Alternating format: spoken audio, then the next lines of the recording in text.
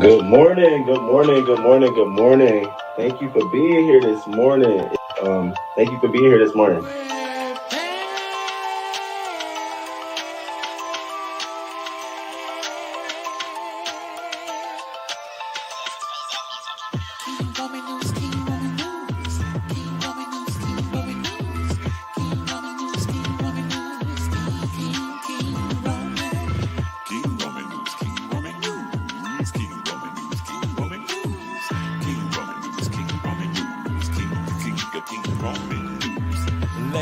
Let's go. Ow, let's start this show. King Roman News gonna come right through. Gonna give you that news just like you know he can do. Hot topics in your face, baby. King Roman knows his place, baby. King Roman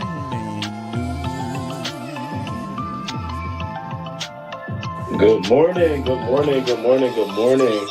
6:30 a.m. Eastern time, baby. He's gonna come right on time with the news just for you. Celebrity news, politics, and local news just for you. King Roman News. Monday, Wednesday, Friday. Monday, Wednesday, Friday.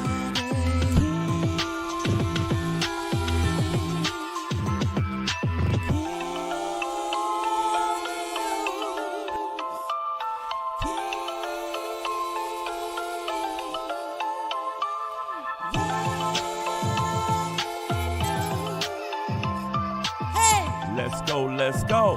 Hey, let's start this show. King Roman News, coming just for you. King Roman News, coming just for you. 6:30 a.m. Eastern time, Monday, Wednesday, and Friday. King Roman News, King Roman News.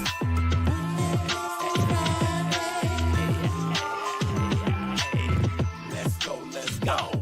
Hey, let's start this show. Let's go. Oh, let's start this show. Good morning. Let's get into it. Good morning, crew. Thank y'all for coming through for another jam-packed show. We got a jam-packed show today. I was like, let me get started at 6:30 a.m. early in the morning for y'all. We got so much to break down today. I'm glad y'all here with me. This is Wednesday, December 7th. Okay. And we are here. Thank you, crew. I really, really appreciate it. Shout out to the dopest crew. Shout out to the crew. Thank y'all. Always appreciate y'all.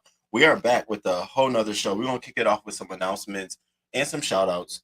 And then we're going to bust right into hot topics. Today is a hugely loaded show with a bunch of hot topics. We're going from Wendy, Takeoff, Tory, Natalie Nunn, TV show ratings, TJ, Holmes, you name it, we covering it. Then I'm going to get into that local news story I told you all about regarding the daycare owner and her husband where everything goes wrong. But before I begin, let me shout out to the members. Let me shout out to the moderators. Let me shout out to the crew. Thank y'all for tuning in. Thank y'all for supporting me as always. And if you have not hit that like button yet, go ahead and hit that like. Get it out the way. Hit that like button and give me some love. You know, all love is truly, truly appreciated here. It helps me continue doing what I do and making it purposeful. You know, it spreads the videos into the algorithm. So continue being a blessing to me. And if you have not subscribed to the channel yet, you've just been watching and checking it out, consider subscribing today. I welcome all my Twitter family folks. Shout out to you all. And turn on your notification bell. Now, if you want to show me some love beyond just hitting that like button, you can always do so by sending me anything at $Roman L. Jackson. And again, all love is appreciated. I really do. I spend a significant amount of time working on what I want to present to you all, and I appreciate all the love. So without further ado, let's get into it. Good morning. Good morning. Good morning, crew. Good morning to you all. I said, before I begin, let me just do this the right way so y'all don't be saying like, is he over there doing gin and juice? No, I'm just going to pour me a little orange juice. And I wanted to make it clear so if y'all saw me drinking out the glass, oh my God, it's early. No, it ain't none of that. It's just, today I just wanted some orange juice over coffee or anything hot. It was one of those mornings like, I don't want nothing warm on my throat. Maybe it's because I'm still getting over the lip burning situation, my lip hole crack lip thing. But cheers. But anyways, good morning. Welcome back to another show. So much stuff for us to get into. So much stuff. Got a jam-packed show. If you want to follow along, you can always check that description box out and you'll be able to see where we are in today's topics. Let me load this one thing up that I just added to my queue. Let me see if it's going to show up. Yep, got it. All right. Now, before I begin, I want to say that yesterday I was pleasantly surprised. You all know it's the season of giving, it's the spirit of giving, and I'm all about giving. During this month, I want to give to you all. I want to show my love and my appreciation. I want to be different than any other content creator that looks at this month as, what am I going? Let me milk my base. I wanted to just do something different. So I wanted to give to you all. I don't want nothing. But to my shock and to my pleasant surprise, I was notified from my P.O. box yesterday that I had packages. And you know who you are sent me like some packages. Now I have not opened them. I did receive them all yesterday, and it's just so cute when I go there and I see like King Roman News on it. I'm always like, oh my God, that's me. And she's like, King Roman News, right? I'm like, yes, y'all already know how this shit goes. But I did receive your note and I received your emails. That's how I know it's you. But because of your email and your note basically saying, let me know when you get them. Don't open them till you tell me. I'm scared to open them. I don't know if I want to do it live. So I'm going to wait for you to respond. I'm pleasantly surprised. I don't know what it is. I tried racking my brain all yesterday. Thank you so much. Your message, your words, everything that came with it. I mean, I don't never think you all are paying attention to the little things, but you are. And I appreciate it. And so when you give me the heads up, I can wait until the pajama jam that I'm gonna do with you all 30 of us or whoever shows up. And I can open it then, or I can open it beforehand and share with the crew. But if you want to send a Christmas card or anything, please feel free. P.O. Box 41456, Baltimore, Maryland 21203. Again, you don't have to. Our whole purpose is serving others during this time of the month. Remember, we got a couple of more days when we find out which family we've adopted and all the shit that she or he may need, and that's going to be thrilling to me. So thank you again. Thank you. I really appreciate it, and I'm surprised. I'm shocked. Was not expecting nothing. I'm like, yeah, I should renew my box because I was thinking just for my birthday, but I kept it open. So thank you for the love. And shout out to the crew. Good morning, y'all. Good morning. Hey, Tamika Millen. Good morning. Thank you for coming through. Thank you for being first, too. Hey, Cheryl. Good morning. It's always pleasant to see you in the chat. Hey, Pastor Stephen McNeil Lennon. Thank you for coming through. And that's my Marty. Hey, Hot Spicy Tea. Hey, boo. I got something for y'all, too. A little treat. Because y'all be holding me down. I appreciate it. I'm like, damn, I be having a whole 2-hour show and they be in, out, in, but they be with it. And I appreciate it. Thank you. Hey, Jay Parrish. Good morning, boo. And everyone everywhere, have a winning Wednesday. Be safe and be blessed at the end of the day. Put out those affirmations that you want. Profess that into the world. Good morning, Kings Mina. Good morning. Here we go with the bullshit. Here we go with the bullshit. Good morning. Hey, Kimberly Black. Good morning. Listen while I get ready for work. I hope you have a great day at work. Good morning. Alfreda Gross. Yes, Kings Mina. I had to get that little, the little thotty out. Okay. Thank you. I appreciate it, you all. All right. I have to roll right into this show because I have so much stuff to go over, so much stuff to talk about. Remember, this show is all about what I find crazy and what I want to talk about. I don't really care what's trending, what's not trending. We gonna talk about it. I don't care how heavy or not heavy it is. But before I begin, I do want to send my condolences to Kirstie Alley. Yesterday, we found out she passed away from cancer at the age of 71. Now, what's so crazy about this is her children did release this information on the Instagram. And a part of the story is that she recently discovered, we're talking within months, discovered that she had cancer. and she passed away. And they said that she was in the process of trying to complete this farm that she wanted. She loved animals. She loved to be secluded, like isolated out with wilderness. And she was joking how Dateline shows kind of scared her from doing it, but she wanted to work on it. So it's been a long process for her. And this was one of the things she was trying to finish. So they showed pictures of it in page 6. I didn't grab those pictures. If you care, go check it out. It's unfinished. I had questions about that, but I think this is an opportunity for the family to complete it and maybe do like a museum in honor of her mother. When I was thinking about it, I was trying to think about some of the films that I liked her for. Look Who's Talking with was it not John Travolta, the other guy? That was good. That was with the baby. And Cheers. Of course, everybody remembers her from Cheers, but I remember her recently from Max Singer. And my first thing was, damn, she blew up. But now, I didn't mean to say that, but now I understand what was going on. So rest in peace, Kirstie Alley. You were cherished by many. And my condolences to her family and her friends. Now, I'm going to have a question for you all today, okay? I know we're going to have people come in later, and so I'll keep dumping this, but I want you to answer it at the end, because this became the talk of Twitter yesterday. So there's this YouTuber, his name is Mr. Beast, and he posed a question. And I found myself struggling with answering it, but I have my own answer, and I want to hear you all's answer.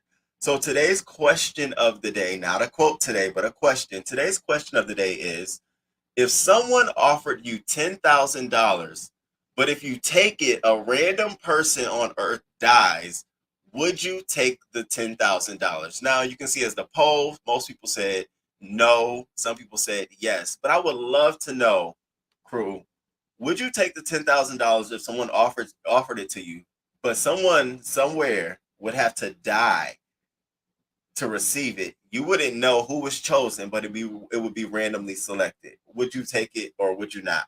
That's the question. All right, now let's move on to send a big fucking cheer and congratulations to the state of Atlanta, to the state of Georgia. I'm sorry, I always do that. To the state of Georgia for their winning, getting Senator Raphael Warnock back into the Senate, back into winning over the Senate's majority for the Democrats. And a lot of people don't know why it's so important. And this is the boring stuff I got to tell you, but this is why it's important, you all. It's important because it provides us with an additional vote. They take more operational control of the Senate, eases the confirmation of continuous nominees like Ketanji Jackson Brown. See, if we had our majority in place, we wouldn't have had to go through all of that scrutiny. It also allows them to clear the way for investigations. Now, you know Donald Trump is coming up. He's trying to run for elections, and they're trying their hardest to get investigations going to stop him. So with them in the House seat, the majority of the Senate seat, this allows for us to keep those investigations going, getting that ass to sit the fuck down. So shout out to him. Now, what I found to be the most interesting about this is that yesterday, you had a lot of coverage. You had a lot of coverage of what was going on.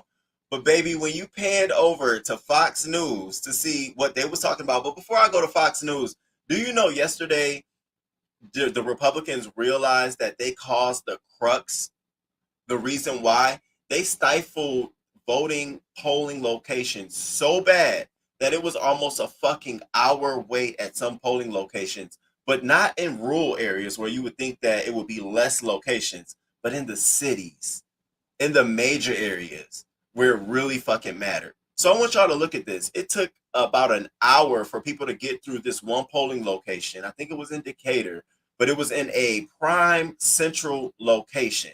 And I'm going to tell you why this is key, because it wasn't only a slap in the Dems face, like, okay, y'all fucking with us, but they realized that, oh my God, Republicans will look at these lines too and say, instead of them staying in those lines, they are more apt to turn their ass around and say, fuck it. And because of all of those things that they didn't realize then, and we've now get to see and test and see, it's coming to bite them. So check out this. This is only a 44-second clip, but I want you to get a feel for what the lines looked like yesterday.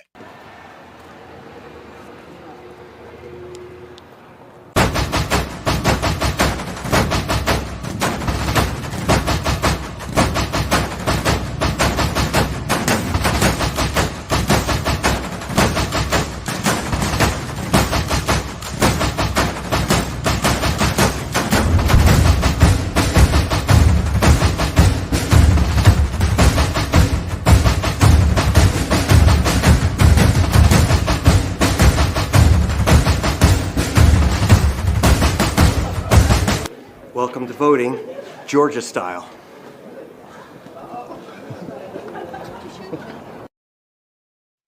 So now, hold on. Now, that ain't it. So check that out, right? So when they see these lines, they're like, oh, fuck no. Mind you, Georgia told them we're not doing early voting. We're not doing early polling. We're doing all of this stuff the day of. Now, early voting and early ballot measures and polling allows for people who are like me, who care about what's on the ballot measures to do what they're called ballot voting. I'm going to the poll because of the ballot measures and not particularly because of the candidate. So you had Kelly Ann Conway yesterday. She was lighting off on Laura Ingraham, who's also a Fox News reporter, and they were going back and forth about what was the problem yesterday. They were pissed about losing yesterday, and I almost bust a whole one. I'm like, damn. Candidates this time. He was out there working hard, but we need to not just compete for votes, for ballots. We need to compete for ballots. If we don't bank ballots early, we're going to keep losing. But we didn't. But we didn't. But we didn't do it in 2020 because everyone said don't vote early because that's corrupt. Not everyone. Well, Big, a lot of people did people at the very top of the Republican Party. Yes, you didn't. People did. But Molly, Mitch McConnell did give $11 million to the. You saw that? Well, yeah, y'all did say, no, Kellyanne, you sat your moon face ass right next to Donald Trump and said no early voting because it's illegal. It's not managed well. Now we here in 2022, you bitches lose because you didn't get early voting. And here you go saying that shit. I said, oh, I got to let the crew know. Look at this about face shit. And I hope every other state sees this shit and understand you're not fucking only the Dems over. You're fucking your people over. Nobody wants to be in a 2-hour line because they couldn't early vote. That's bullshit. Y'all got to pay attention to this shit. Now, Laura Ingraham got so far as mad yesterday on her broadcast. She went to say, I'm pissed. She said, I'm pissed. I said, oh, you pissed? Now you pissed? Was you pissed before or after they said that this was going to be the criteria of voting for the runoff election, bitch? When did you decide that you was pissed? Because I knew when I was pissed. The fact that we had to run off. Oh, so now you pissed? Check this one out. Was on the part of the Democrats. I felt it. You felt it. But we don't change anything. We have the same people in place in leadership, same people in place apparently at the RNC. Perhaps that's not changing. We just keep doing the same thing over and over again. I'm pissed tonight, frankly. Go ahead. Yeah, it's really offensive. I'm mad. For Republican voters, for Republican donors who have put... That you pissed and you mad? Well, here's the message that Warnock has for them. Check this one out. And after a hard-fought campaign,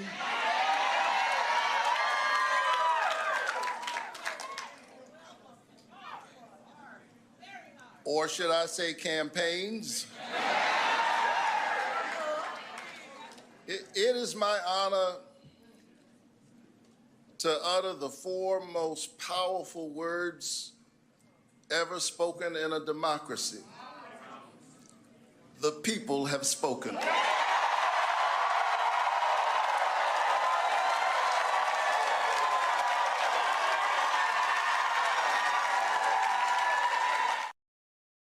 And that was my point exactly. It don't matter if you don't like voting, you don't think it's going to matter, but when the people collectively come together, it matters. And this is one where it really, really matters. So we are 51-49, majority in the Senate. It don't go into effect until January is when they'll take control. Republicans still have control of the House, meaning they still have safeguard over budget, all of that stuff that gets through the chambers. And they said they will be trying to take full advantage of it. So stay tuned. That's your update on the elections, the politics, and we're going to, push all of our goodwill to Warnock. And I hope that Herschel Walker goes and get therapy, goes and figure out his own ancestral background, to figure out where things went wrong. Where was the disconnect, bro? Because I know people in your family are looking like, all right, okay. And good morning to everybody that's coming in the room. Make sure y'all hit that like. You wouldn't take it. Oh, you wouldn't take it? Y'all wouldn't take it? Okay, I'ma see. Remember, you all, the question of today, and I'm going to get the answers at the end, is if someone offered you $10,000, but if you take it, a random person on earth dies, would you take the $10,000? And I want to know your answers at the end of today's show. And thank you all for coming in. Politics is a dirty business. It's better to be pissed off than pissed on. Okay? We done been pissed on for how long? So, bitch, we don't care if you pissed off. That's what I had to. I'm like, you pissed off. Girl, if you don't go take a hike. Now, can we send another cheers? Hey, I want to do I want to do the shuck and the jive. So the Trump organization has been found guilty on all counts of criminal tax fucking fraud. Now, people are probably like, why does that matter? What's the big deal? Well, allegedly, Trump has put together a 15-year tax scheme.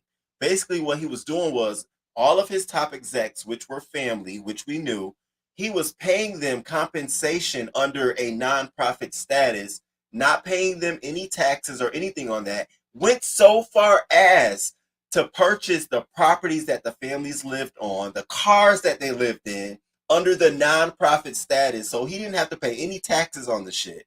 So they basically was getting around with free money all the fucking way around. Now, here's where it gets a little tricky. The Trump family and him, they're not going to be charged, right? They're not going to be charged, and they're doing this the right way. Yeah, I know y'all probably like, Roman, what the fuck that mean? But see, who they're going to charge is, they're going to charge the Trump organization and the Trump payroll organization. Well, now you ask yourself, how will these people get paid if these organizations have now been taxed and face a felony conviction? When organizations face a felony conviction, they lose the opportunity to do land contracts. Well, what does Trump organization buy? Hotels and properties all up the wazoo in New York State. They lose the opportunity to get loans. Well, what does Trump do? They do nothing but loans. They lose the opportunity to also do international transactions, meaning importing goods, exporting goods. All of that will either be capped or scrutinized if a felony conviction comes in. So they go back to court. I think it's in February to mid-January to face their sentencing, but they're facing up to 1.6 million in fines. And I said, you know, it's been a fucking long time coming. You knew they was corrupt.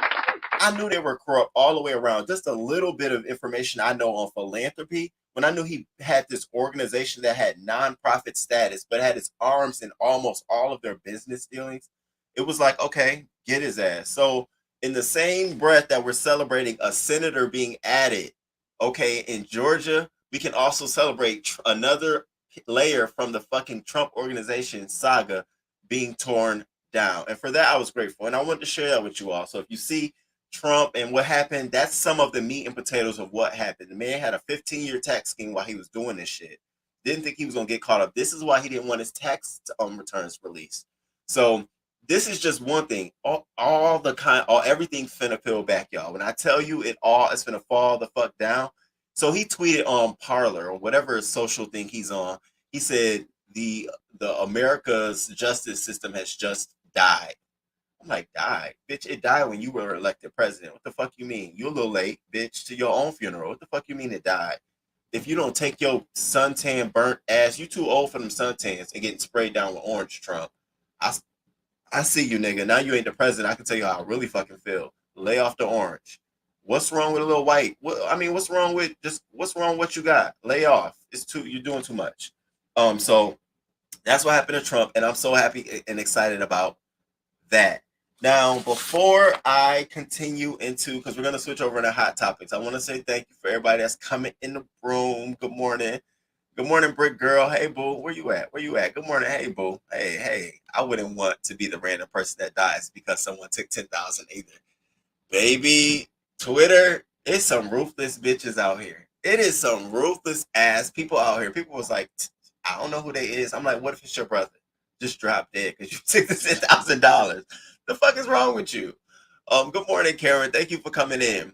Now I want to remind you all that we are doing a holiday weekly giveaway.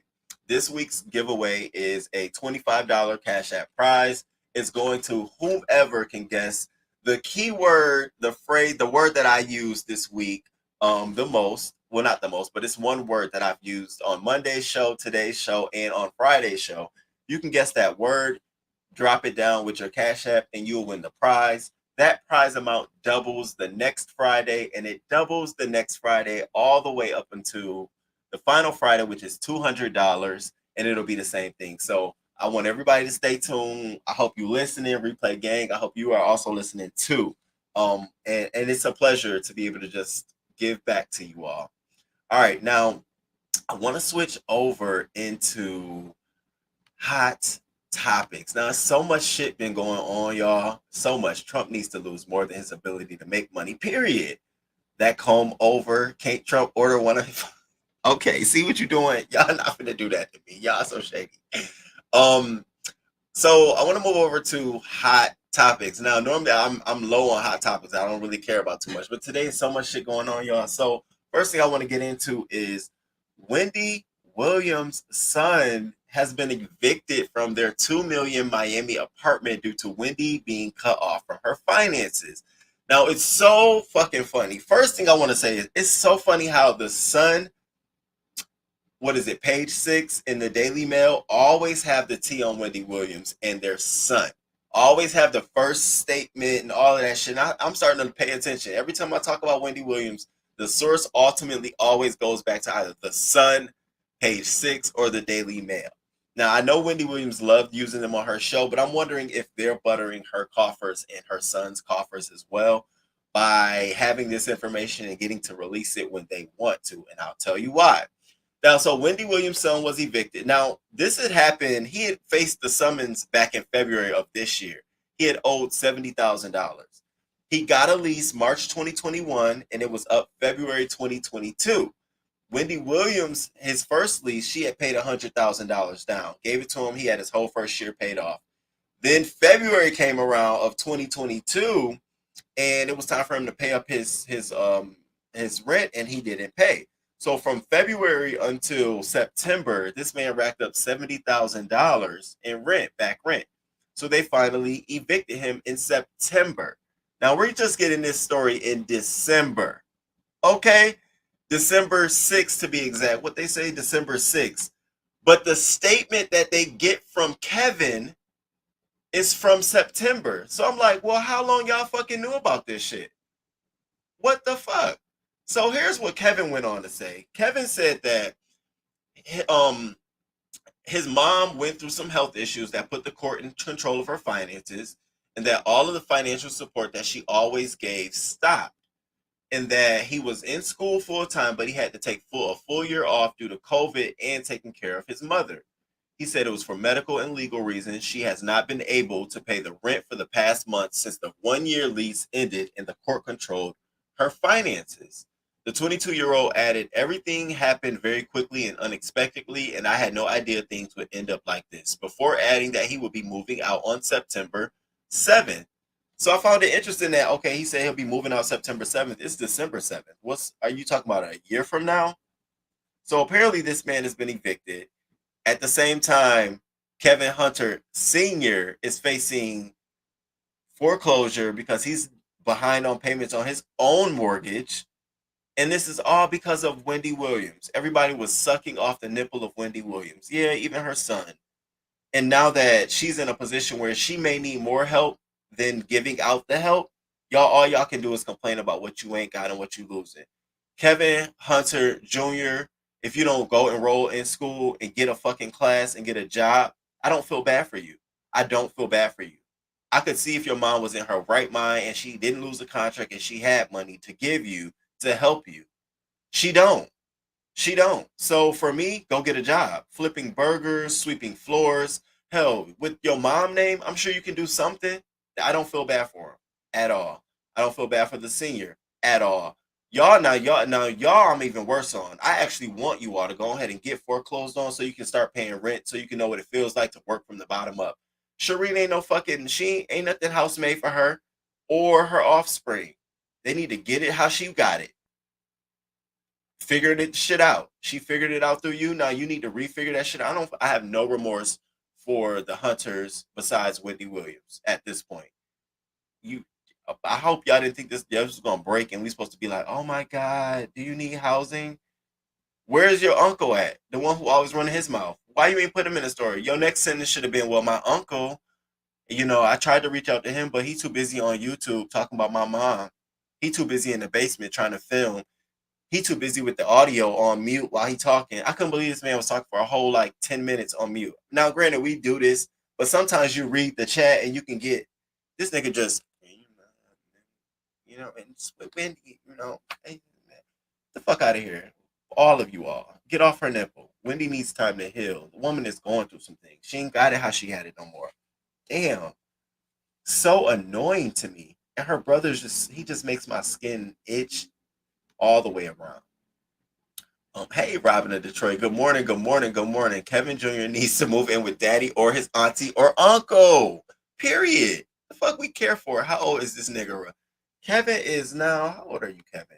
Kevin, you about, if I'm not correct, 22. Oh, hell no. Are you kidding me? 22? Hell no. Hell no. Kevin, get a job, bruh. Get a job. Good morning, Queen Diva. Good morning. Good morning. Good morning, Cash Apps and bullshit. Kevin Jr., get an OnlyFans or something. I'm trying to tell you. Ain't it sad? They all hanging on to her. They better go slang their wood on a pole to make the money for the rent. I'm telling you, and it's possible. Nowadays, it's possible. I ain't trying to tell him to go get an OnlyFans, but he may want to look into it and shit, come up with something. You can't become a YouTuber, a vlogger, or something, a personality. You don't want to do radio besides just radio off on your mom? No. I didn't feel bad for him. But apparently he's evicted, y'all. So we supposed to be worried. Next. So this next story is interesting because it keeps taking twists and turns. And I have to just report it how I feel. Okay? Even when I feel like there's some corruption going on. So we're back with the takeoff. I told you I was going to be done talking about takeoff only if some shit materialized. So this man who's accused of killing Takeoff, he's in court claiming his innocence, y'all. Now, I'm not sitting here saying the man is innocent at all, but what I am saying is that there is some weight to what his attorney is said. So now the attorney was in court, and on behalf of her client, she went on to say, Letitia Kimes is her name, he's nervous and concerned because he is being charged with something that he believes he's innocent of. So how would anyone do in that type of circumstance? Now, he's being held on a $2 million bond. He's set for a bond reduction hearing on December 14th.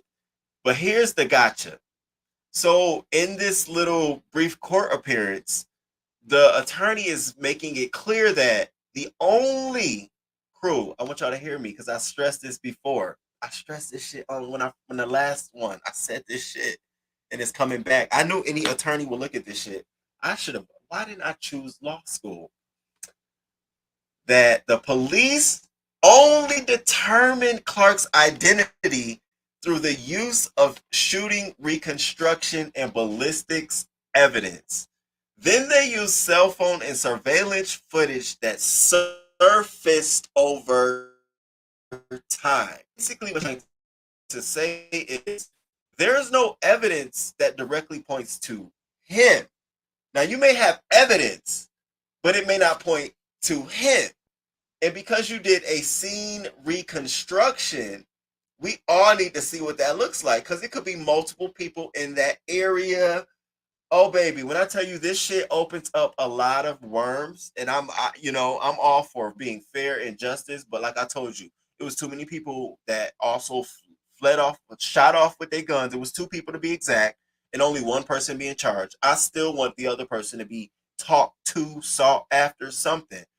But to hear the attorney for her client say it like this, it leads someone like me to believe that she believes her client and that they don't have enough evidence to prove it was solely him and that they're only using a timeline reconstruction to pin it on him. That holds weight, y'all. We can be mad at this guy, we can hate this guy, and of course, if he is the one, nigga, you took an innocent man who wasn't doing fucking shit, nigga, you need to rot in hell. But I do believe in fair justice for everybody. And so, like I said before, if you're going to bring one motherfucker to the table about shooting a gun, the person who retaliated and respond needs to be questioned too, because someone died. It ain't as easy as they always question every single suspect. In all reports we heard about this, we never heard them question another suspect. It's always been Joshua and now Patrick. Well, hold up now. If we all are serving our purposes correctly, if Patrick shot, who fired back that may have hit Takeoff as well? Are we forgetting that, or are we just want to get the person who shot off? Because to me, if I was the mom or dad, all you niggas would be on the line. Quavo, mob ties, police. Fuck that. That's my son. And I'm gonna tell you why. I'm gonna tell you why, because this story has so many twists and turns in it. But I hope y'all see where I'm coming from in this when I'm telling you. So he goes on to say, nervous and concerned because he's being charged with something that he believes he's innocent of. So how would anyone do that in this type of circumstance? Now, we all were, braised by the fact that he tried to get an expedited passport to Mexico. And beforehand, he was trying to get his hands on money. He was trying to flee the country. Yes, but you have to understand, if you don't watch crime shows, everybody who's a suspect tries to do some kind of fleeing, going somewhere, bitch. If I'm going to Rochester with my TT, I'm in the basement, bitch, in the back closet, held up. That's what they do. So as somebody who's looking at this with a legal lens, for me, you got to give me more than that. Okay, yeah. What else? What else?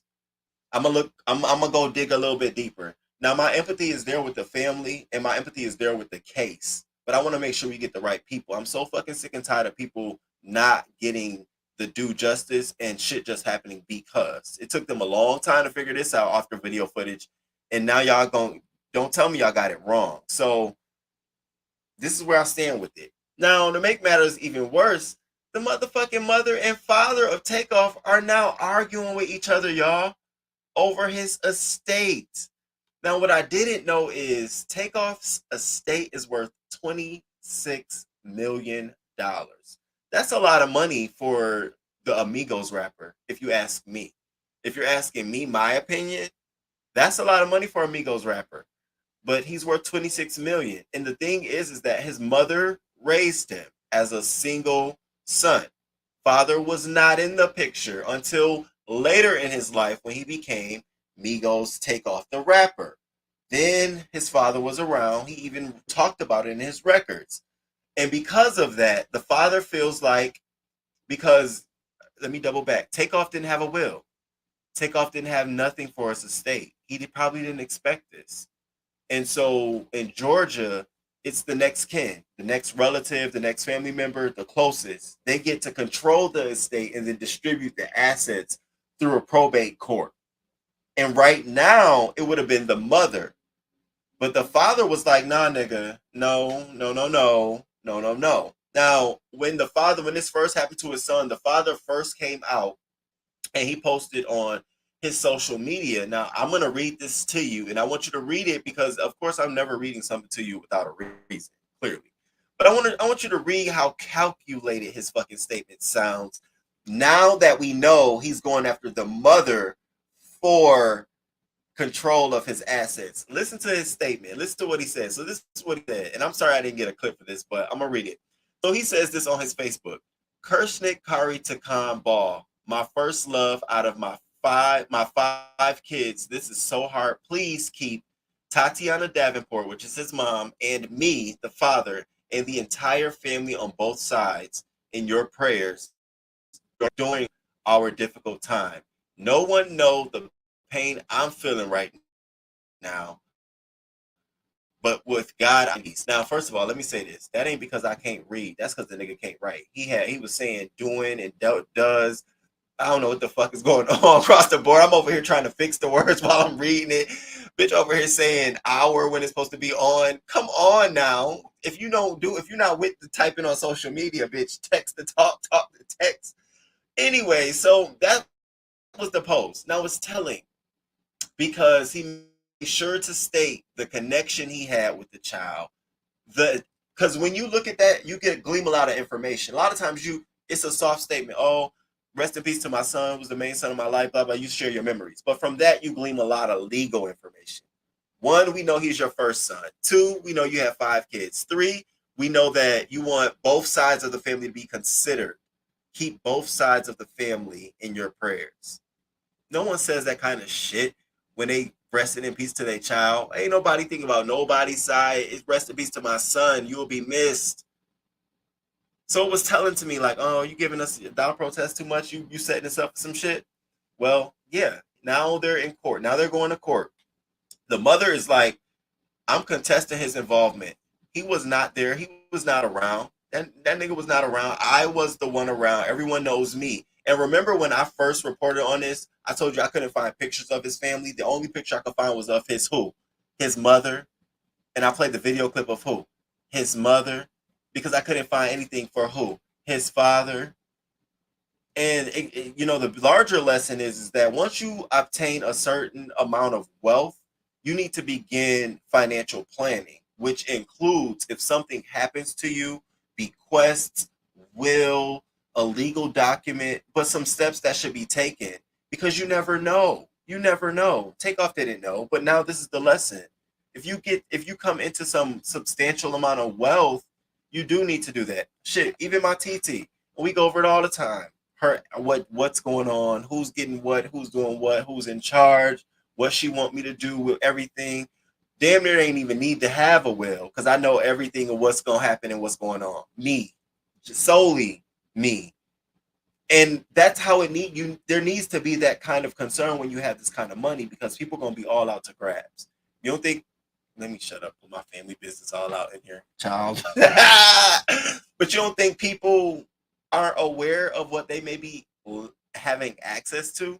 So now we're here, and it's so unfortunate. No one wants to bury their child. Now I got to worry about my child's other half, his father, trying to get me. What if this man got bills and people he got to pay, employees? He probably had houses he got to pay, mortgages. You may not know those intimate details. Play your role. If you was just half and half life, then wait till your turn come. I'm sure she'll share something with you, but you don't need to be in control. Absolutely, and I'm all for both equal rights. But in this case, sit your ass down somewhere. Fuck. Damn. What y'all think? What am I in the wrong? Let me know, because I don't want to feel bad about it, but he needs to sit his ass down somewhere. Kevin Jr. needs to get a job like doorman. Baby, doorman. There's no reason why Wendy Williams should be driving herself around. He need to be the doorman, the driver, grocery shopper. What you mean you was taking care of your mama? You quit school. What the fuck? You couldn't do remote classes and take care of her in her apartment building? See, the excuses for somebody who hustles and like will go at it hard, meaning sacrifice. I don't hear that shit. And you had all that access to money. I'd have been cooped up with my mom up in there holding the camera. All right, we finna get this bit out. Go ahead, mom. I don't get it when family members of wealthy folks, they just let them fall to the wayside. You don't come in and say, okay, what we got to do. You're 22 fucking years old. What you think your mom was going to always be on top? You should have been trying to figure out what your next move was going to be. Kelvin Jr. I don't feel bad for you, man. I don't. Maybe it's because I'm a man and I'm looking at you as like a solid, like older brother figure, but I don't. You, even to this day, you can make shit pop, but you choose not to. So get evicted. Get it on your credit. Figure it out. Probably an ocean, right? Rich people problems. Are you kidding me? Bitch, first of all, the minute I know my mom was cutting me off, this was the thing. After his yearly lease, he on his own decided to go month to month. I said, after I know my mom was not paying, I'm not going month to month, bitch. I'm going month to moving out. Okay, that's the next MO, moving out. What am I still here for? Trying to keep up this facade. I'm doing something. What are you doing? So it's his fault. Hey, Ox City 805 Queen. Good morning, boo. Hey, Tristan Bell. Good morning. Good morning. Thank y'all for coming through. Hit the like button. The fact there was 30 people or more at the time of the crime and not even the victim's uncle did not say who was the shooter is problematic. Kimberly Black. Thank you, babes. Thank you. I'm glad like we're not afraid to like, even if there's an issue of a final something from the police, bitch, we still gonna question it, and I'm still gonna question it. So I'm this takeoff case. I'm gonna be all in this shit because I could be wrong, but I don't know. Maybe they didn't release enough. Just enough. A reconstruction of a crime scene is not enough evidence to put it on someone, unless you have gotten all those people who were there to talk and testify where they were in that moment. There's not enough video camera footage in the fucking world that will lead me to believe that out of two shooters happened, he was the one and nobody else knows nothing. Nah, bruh. there's got to be somebody imagination playing that play here too now. There's got to be a point where you fill the story in with some other shit, but we need to know what the other shit was. They said they had cell phone towers of Patrick that he had traveled across from locations. What the fuck does that tell? The fuck? We talk about a space about as big as my room right here. Argument going on. One person pull out the gun, another person. They all flee. Now from that crew, what are we determining from a cell phone footage from anyone? Everybody fucking fled. Everyone. And there were people there who had guns that didn't even get called out yet. That's the crazy part. Damn near half the niggas in there had guns. It was mob ties in there. Joshua got called out because he had a gun. So, what? That's why I was like, I had to back up off the story because I know I was going down a rabbit hole. But now I'm like, okay, now they got something. We're going to test what they got. Hey, Risa. Good morning, boo. Hey, thank you for coming through. Listening from the clouds. It's early morning for me. Good morning. 13 million apiece. Both of them need to sit down and mourn the loss of Kimberly Black. If you don't listen, are you kidding me? We ain't even get out the year yet. I mean, that literally happened October 29th, November 1st, around that time. Damn, it's December 7th. Not even 60, 90 days. Fuck. Bitches be later on their credit card bills. Y'all already out here? Get the fuck out of here. His daddy deserves not a damn thing. If it was me, not a motherfucking thing. And that's just, my thing is this.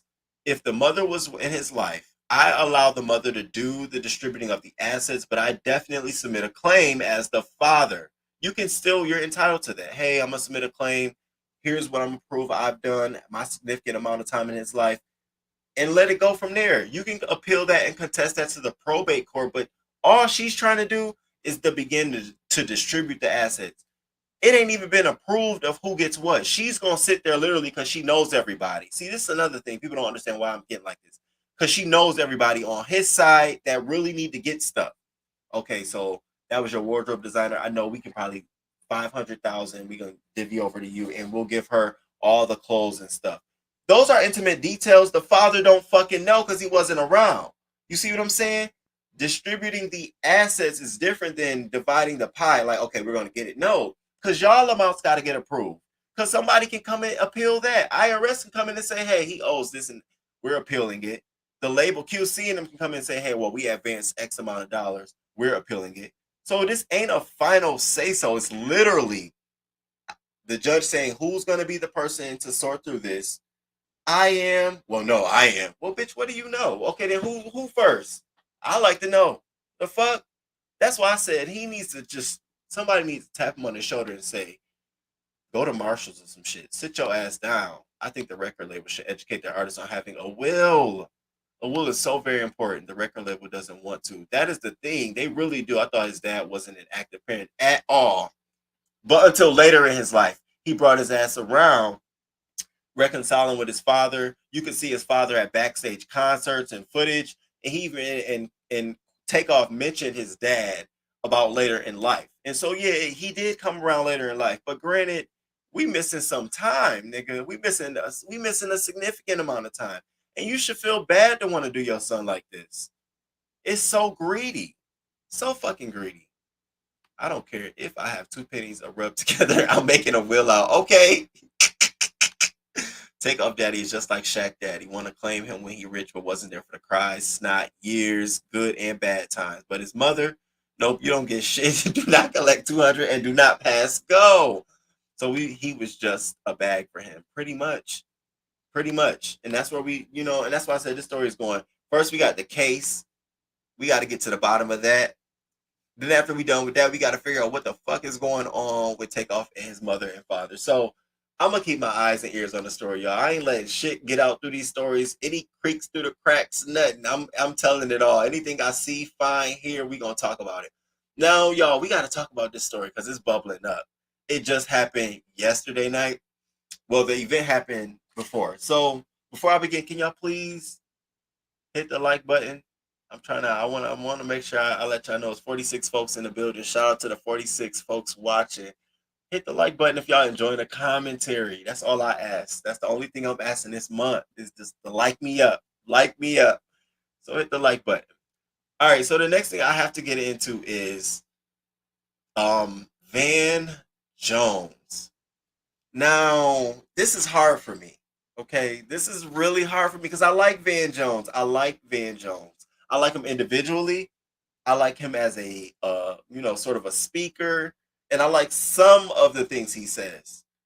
But Van Jones has now taken an interesting turn. So, given everything that happened with Kanye West, Van Jones was invited on December 5th to the United Jewish Association, the New York chapter, right?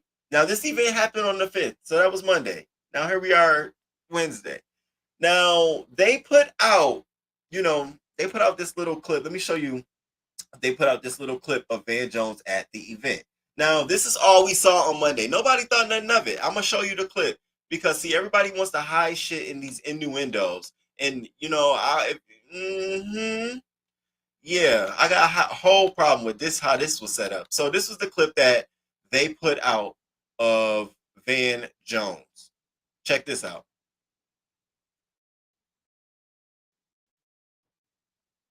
Event speaking. You gotta agree with it, or just check out what he was saying and what they put out first. I'm her godson, and Dottie Zell.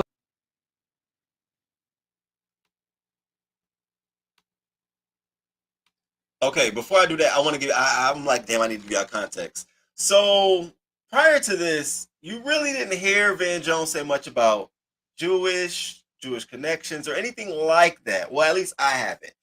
Baby, Twitter's lit his ass up for several reasons. The first is he went in front of all these Jewish folks and shucked and jived like we ain't never seen before.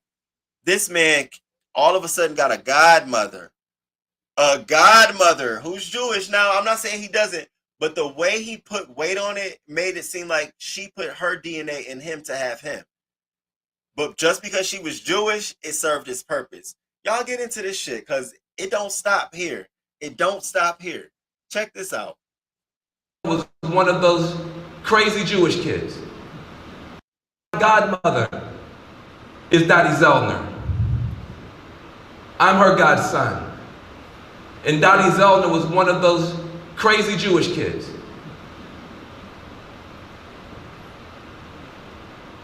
In 1964, who had heard about what happened with the Holocaust and said she was not going to let racism and violence win. Crazy Jewish kid. And she was a member of the Student Nonviolent Coordinating Committee. Black and white kids who decided that they were going to risk their lives and go down south and break the back of Jim Crow. And my godmother was the one that they picked to do the picking. They trusted her so much. They thought she had so much just good common sense that she got to decide which black kids and which white kids could go and which ones were going to be too nutty and need to stay back on the campus. That was my godmother. She still got good sense. And she buried her friends. 2 Jewish kids and a black kid got murdered that summer so that we could have a real democracy. We had 300 years of slavery, 100 years of Jim Crow terror, and a bunch of crazy black and Jewish kids went down in one summer and broke the back of Jim Crow. The light that we don't talk about. And because we don't talk about it, then the haters say whatever they want to. And it's time for us to tell the truth. The reason this country is a democracy at all is because black and Jewish people have loved each other and helped each other and supported each other and stood up for each other. That's why you have a democracy here. Because the best in your community and the best of our community stood together. That's why you have a democracy here. Now, baby, that's what they released on Monday of him at this place. So people took it and was like, all right, nigga, all right, we see you over there pandering to the Jews with these stories, talking about the black and the Jews are the ones who really came together to form a real democracy. Are you for Roman, he was walking, I was walking like, damn, I feel like I'm in a cult, like I'm listening and shit, trying to get me to change my virtues and values. Now, I have nothing against the Jewish community. I have friends and folks I know and a mentor who's Jew.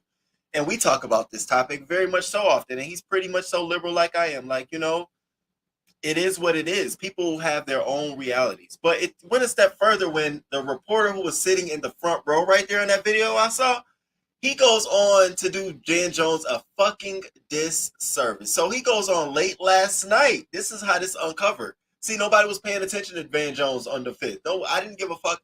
I saw the clip and was like, okay, girl, I hear you, but I ain't no cult nigga. You're going to have to break that down with pictures, facts, a PowerPoint, an essay. Bitch, send me a memo. Can I get an email, questionnaire, answering question? Can you do a paragraph? Because all that shit you spitting, it's not hitting.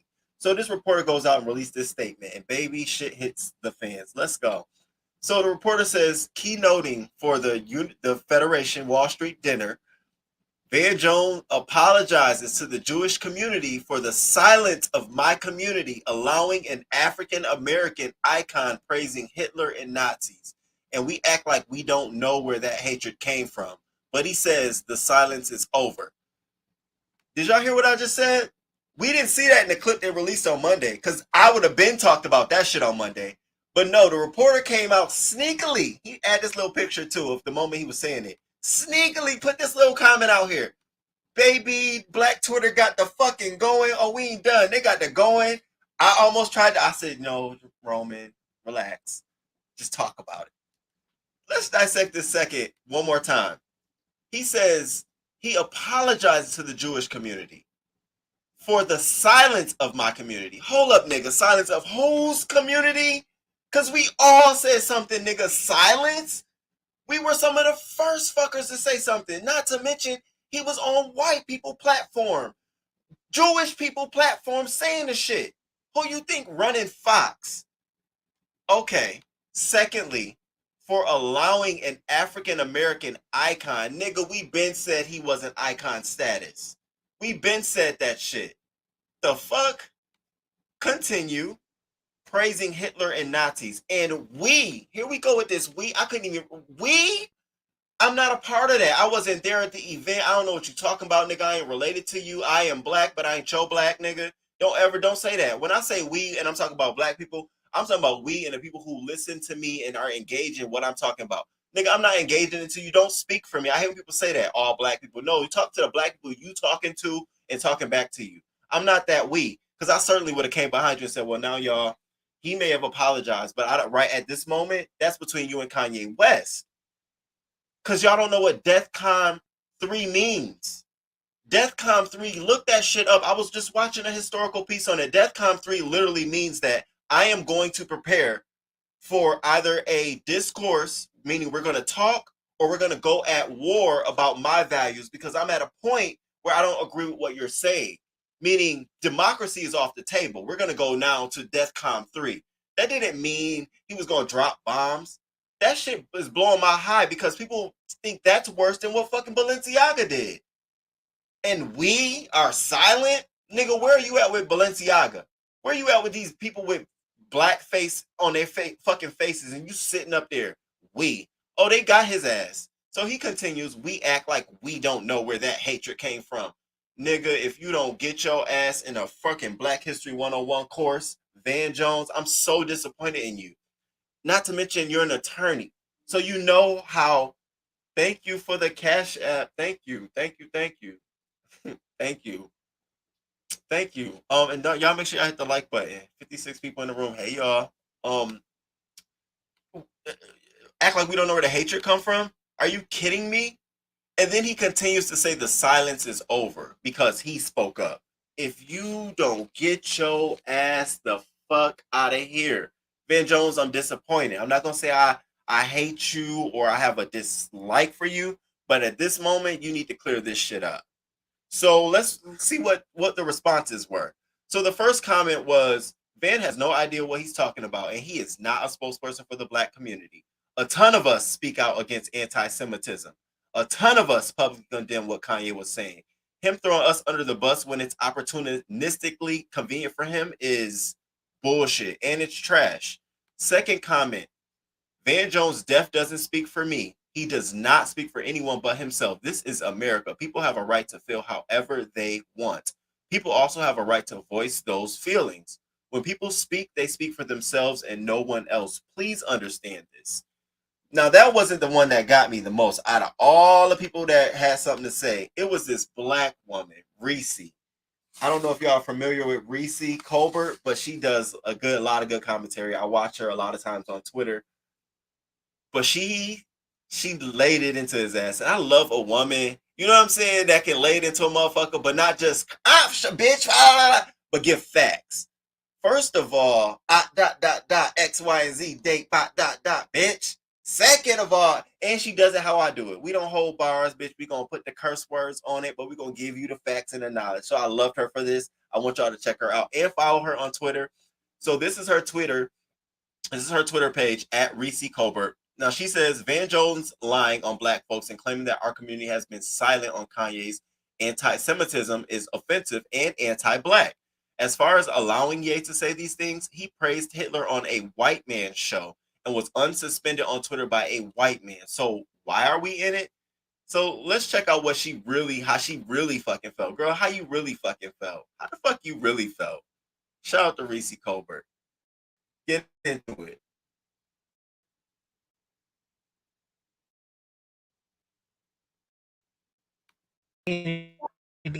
Talking about the silence has been deafening in terms of condemning Kanye West's anti-Semitism and apologizing. He actually took it upon himself to apologize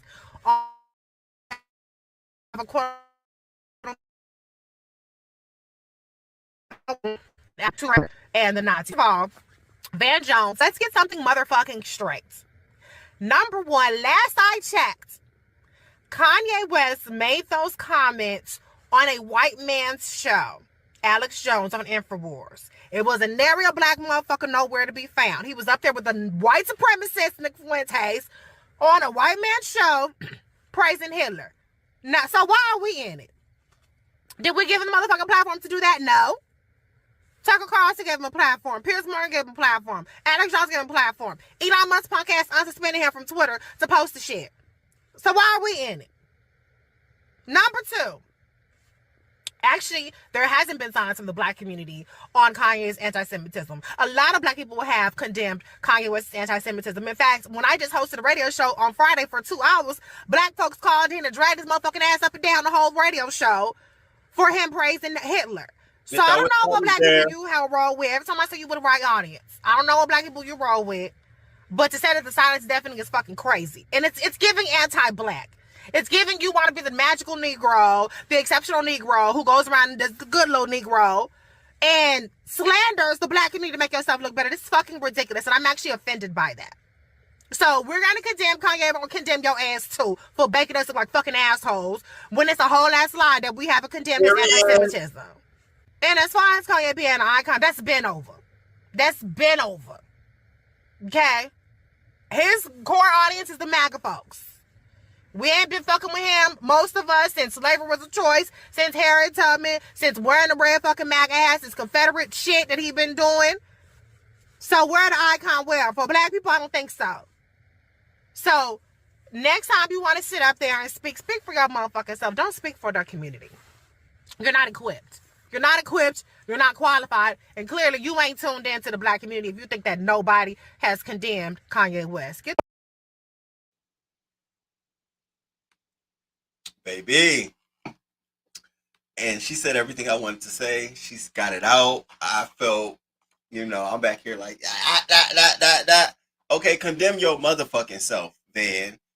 How dare you go in front of a bunch of Jews and you just basically make us look like we ignorant and dumb. Like, those days are over with. You can't just do that shit no more. It's too many of us like, hold up. Who the fuck? I don't give a fuck if you Van Jones or not, bitch. You can be canceled too. So, shout out to everybody who pulled the rug on him. Now, I bet you he say, We wasn't silent, huh? I wonder if he think we silent now. No, nigga, we heard you. We heard you too. And we ain't silent on Kanye, and we ain't damn sure ain't gonna be silent on you either. And it was so funny how the Jewish Association, their New York chapter federation, only put out the audio and the video of this magnificent part of the speech, but forgot and left it to this reporter to give us that tidbit, because we wouldn't have known. This would have went right over, and we wouldn't have known nothing about it. But I'm glad I know. I'm glad. I am so glad. I'm absolutely glad, crew. I hope y'all are too. Stay in tune. These people be around here jucking and shiving behind the scenes and in the front of our face trying to play. What up, Joe? Good morning, Joe. Shout out to Joe. Welcome, welcome. Yes, please hit that like button, subscribe, and share the live. He is a Bama, okay? Oh, so his godmother friends were the victims based on the Mississippi burning. You hear him, right? All of us. So it's your godmother. The fuck? Hit that Bama in the head with a hammer. Why do we always have to apologize? That man, I don't have to apologize when he making millions. So why I have to apologize when he losing them? The fuck I got to do with that? I didn't say it. Y'all ain't come out here and apologize for Balenciaga. Ain't not now one of y'all did. I always thought Van Jones was a clown. Okay, some of us haven't learned to get up off our knees, foot shuffling. Okay, period. Hey, wasn't she? Van, you are officially uninvited to the barbecue, baby. Sorry. You can take your little jar of Miracle Whip with you too. All right. Now we got to get into TJ Holmes. But before I do, I want to remind y'all that the question of the day, and we're gonna ask you at the end of the live, is if someone offers you $10,000, but if you take it, a random person on earth dies, would you take the $10,000? Now you see at the poll, 54% has already said no, and 46% have said yes. And looking at the chat, some of y'all are like, nah, not if a random person gonna die. So I'd love to know what you think. I'll ask at the end, and I'll share how I feel. Also, remember, we're playing the holiday weekly giveaway where I'll be giving away a cash prize each Friday, and it'll double every Friday. And it's off of a key word. I've said this word throughout this program today and on Monday, and I also say it on Friday. You just put the word in the chat, the first one, and with the Cash App, and you'll also win that Cash App prize. All right, now jumping back into some things. So, and shout out to y'all, 49 in here. Can y'all, let me make sure we getting the likes in. I'm at 32. Okay, that's cool. That's cool. 49 of y'all in here. Somebody hit the like button. Somebody forgot. All right. So this next story is just not ever being over with. So TJ Holmes, now they have officially been suspended from Good Morning America. And it seemed like this is going to be for a while suspension. Now, the president had a phone call on Monday with her staff, and she basically was like, I want to say that while that relationship is not a violation of company policy, I've really taken the last few days to think about and work through what I think is the best for the ABC News organization. Now, she goes on to say, this is something I'm not going to talk. We're not going to talk about this on the call until there is more to be said. I'm asking that we stop the whispering in the hallways. You know, we can't operate with gossip and speculation and rumors. We need to stay focused. But she goes on to say, if you think there is something that management needs to know, you can always call HR or, as we've said, talk to a manager that you trust if you think there is something that we need to know. Now, interestingly enough, staff spoke up on the call also and went on to say, TJ's cheating with ABC staffers was definitely one of the reasons why they were yanked off. It has become a distraction. But also, he's a dick to producers. No one likes working with him. He yells and has the biggest ego. And now it makes sense. I told y'all he had to be a lover boy. He wasn't giving me freaky freak. He gives me lover boy. I told you, suck your chin all day, want to rub your feet and sniff you. You'd be all up under you. You'd be like, damn, nigga, go home.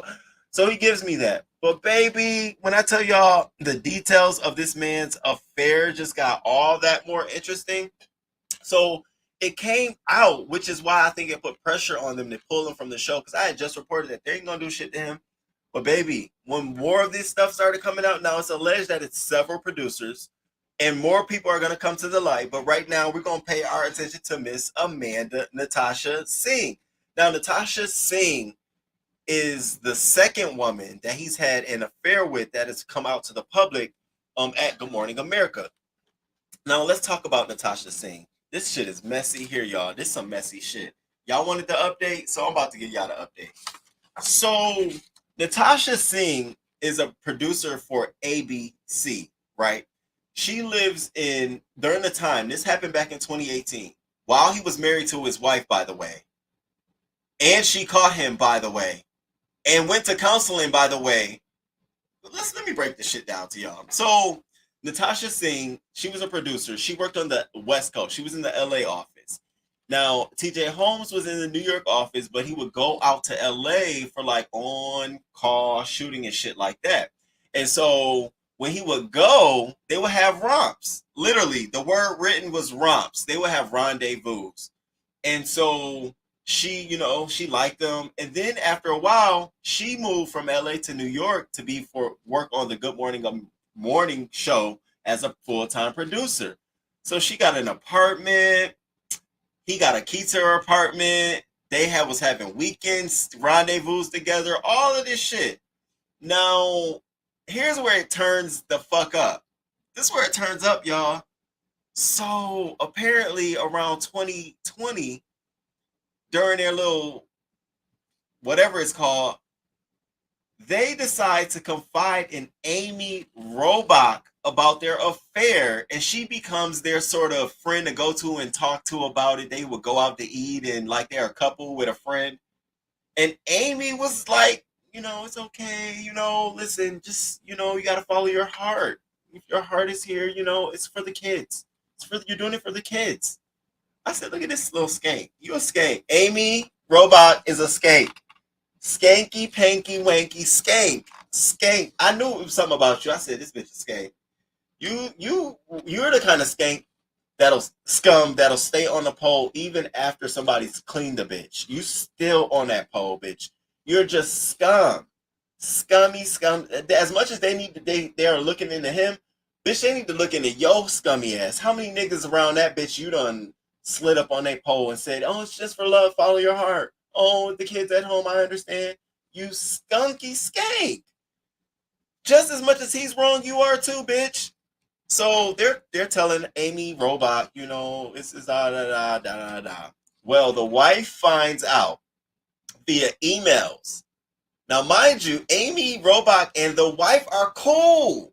During all of this, they cool. They tight like a bitch. So tight that Amy Robach's daughter babysits TJ Holmes and I think her name is, I want to respect her too, because she's the one who needs the most respect out of this. Marilee Feibig. Marilee's daughter, their daughter was watching. So Amy knew everything. Amy was over there knowing everything. So she finds out because she finds out some emails. She finds out because she found out from some fucking emails. So they were fully together. It was that she discovered a birthday card. Oh no, that's the other one. But she found out via email. She confronts him. He apologizes. Sorry, woe is me. She takes him back. They go to counseling. He swore it would never happen again. Now, Natasha Singh decides that they're not working together and they stop talking altogether. But she doesn't fall out the picture. She still works there. Now, this reminds me of when he posted that birthday thing to her last year, saying you had all these opportunities to get rid of me, but you didn't. Well, now we know fucking why. Didn't I say that, y'all? I said, oh, he's cheated on her before. Ain't no way he writing shit like this. All the opportunities to cheat on leave me and you haven't. Bitch, what are those? Besides domestic violence, bitch, it's cheating. And we know you ain't hitting her. Are we supposed to be dumb? We're not dumb dudes over here. We gonna look at everything for what the fuck it is. And I knew you was cheating, but he's a serial cheater. He was with Natasha for 3 fucking years in a whole fucking affair. The wife finds out. She takes him back. Now, she's cool. And so she's thinking, she takes him back. Now, Amy and Natasha are still kicking it. They're still kicking it all the way up until this year when they fucking fell out. Mind you, this happened in 2018. So all this time, Amy shiesty ass. So then the wife, Marilee, got mad at Amy, like, why you still hanging with that bitch? She tried to fuck up our family. The fuck? So they got into like a little thing and they not as tight, but they speak. Whole time, Amy slid right in between as Natasha got up the picture. This bitch got up the picture. Amy slid right up in the middle and got right cozy with him. And now we understand why sort of they're both at this point where, well, shit, I know your secrets, you know mine, bitch. Well, I mean, what we go at this point, we might as well go ahead.